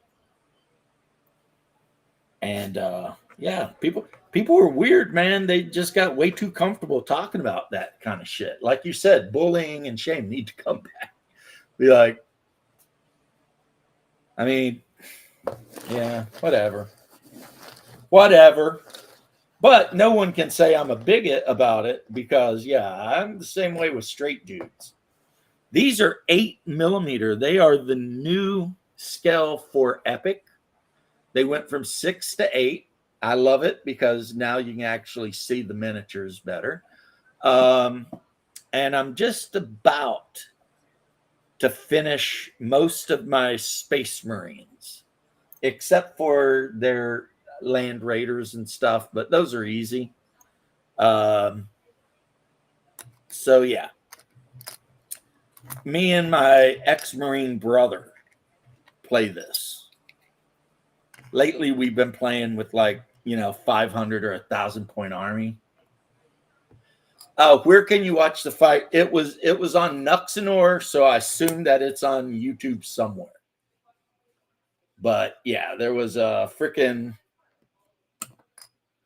Apparently, the trans people were there to march for a free Palestine, and the Muslims were there to march for Sharia law or some shit. I don't know what they were doing, but the reality is everybody decided to start punching each other in the head. That's kind of what went down, And it turned into a whole street brawl, man. There was blood and wigs and freaking kafiyas and shit like that all over the place. That's what she said, George. See? I don't mind goofy jokes like that. That's what she said. But yeah, it is weird how much a couple millimeters can totally change the scale of a miniature, It's like back in the day, all of our D&D miniatures were basically 25 mil. And I mean, when you got lucky and the scales were somewhat, uniform. And it's like now I have some of my Ralpartha miniatures from, the 80s. And they were that, Ralpartha 25 mil or Grenadier, whatever. And you compare them to new D&D miniatures and they all look like halflings. It's like, that's the only thing you could really use them for is halflings because they barely come up to the waist of a modern 28 heroic. And then you put a 28 heroic up against a Games Workshop 32 heroic. And it's like, yeah, get out of here, You got a Space Marine and he's literally shoulder and heads taller than the fantasy figure, which he should be, but I mean, keeping it on D&D though, within Dungeons and Dragons, there's just been a shit ton of scale creep over the years. I remember the first D&D characters I bought were the Dungeon Adventurers or some shit, right? Come in a box set, and there was a fighter, a thief, a wizard, whatever. And these figures, which I thought were amazing, I loved them. Compared to modern day figures, they're just tiny. They're just tiny. I did see that. Yeah, I did see that. And there's another video of some dude running away from a bunch of people in India. Because apparently in India, they got a scam where when you walk up to them, they give you something like a beaded necklace or something, but then they expect you to pay them. At first, they tell you it's a gift, but then they demand payment. And they operate in packs of 100 or some shit. Also, India, some of them are a little bit too touchy-feely with, people who are there on business trips or vacation. The dudes will just swarm a European woman or something. And they're all like, can I have a picture? Can I have a picture? Blah, blah, blah. And you get, and of course, these women from Europe, they freak out because they're surrounded by 100 guys. all demanding selfies and pictures and shit, and they don't know what to do. And it's same scam in Barcelona. Yeah. So they try to put you on the spot, right? That's what they're doing. They're like, I give you this thing, but now I'm trying to guilt you into paying me money. And it's like, take your thing back. No, I want money. Like, well, I'm sorry, that's not how this is going to go down. But, they disagree. Right. So it's like when a lot of the Balkan states got invited into the EU, like most of your average Bulgarians or Romanians, let's say Romanians, most of your average Romanians stayed in Romania. The people who came to France and Germany and stuff like that were the Romney. And the Romanians couldn't be happier to get rid of them assholes, right? I mean, to them, they're like, well, fucking deal. You want to take all the Romney? That's awesome. Is it getting late? You give me a grin. It's the grin of... It's starting to get dark and it's been 3.5 hours. Damn, it has been 3.5 hours. Yeah. So are you thinking I should get off the computer? Yeah. Get off the computer. Knock your butt. Eat the hamburger I made you. Eat the hamburger you made me 2 hours ago. Yeah. Get off the computer. Yeah, how can I do? I can't say no. She's smiling. If she came in trying to be a whatever, I'd be like, I'll do it when I want. But she came in being nice and smiling, so now I got to do it. Well, have a good night, sir. No, I actually have to get the floors done, scrub some toilets. I promised I would play her a game of Splendor if she wanted. So, yeah, I'm going to be busy. But I got a couple of Space Greens I got glued down, and then that's what I'll be doing. Catch you later. Enjoy yourself. Later. And everybody who showed up, thank you very much.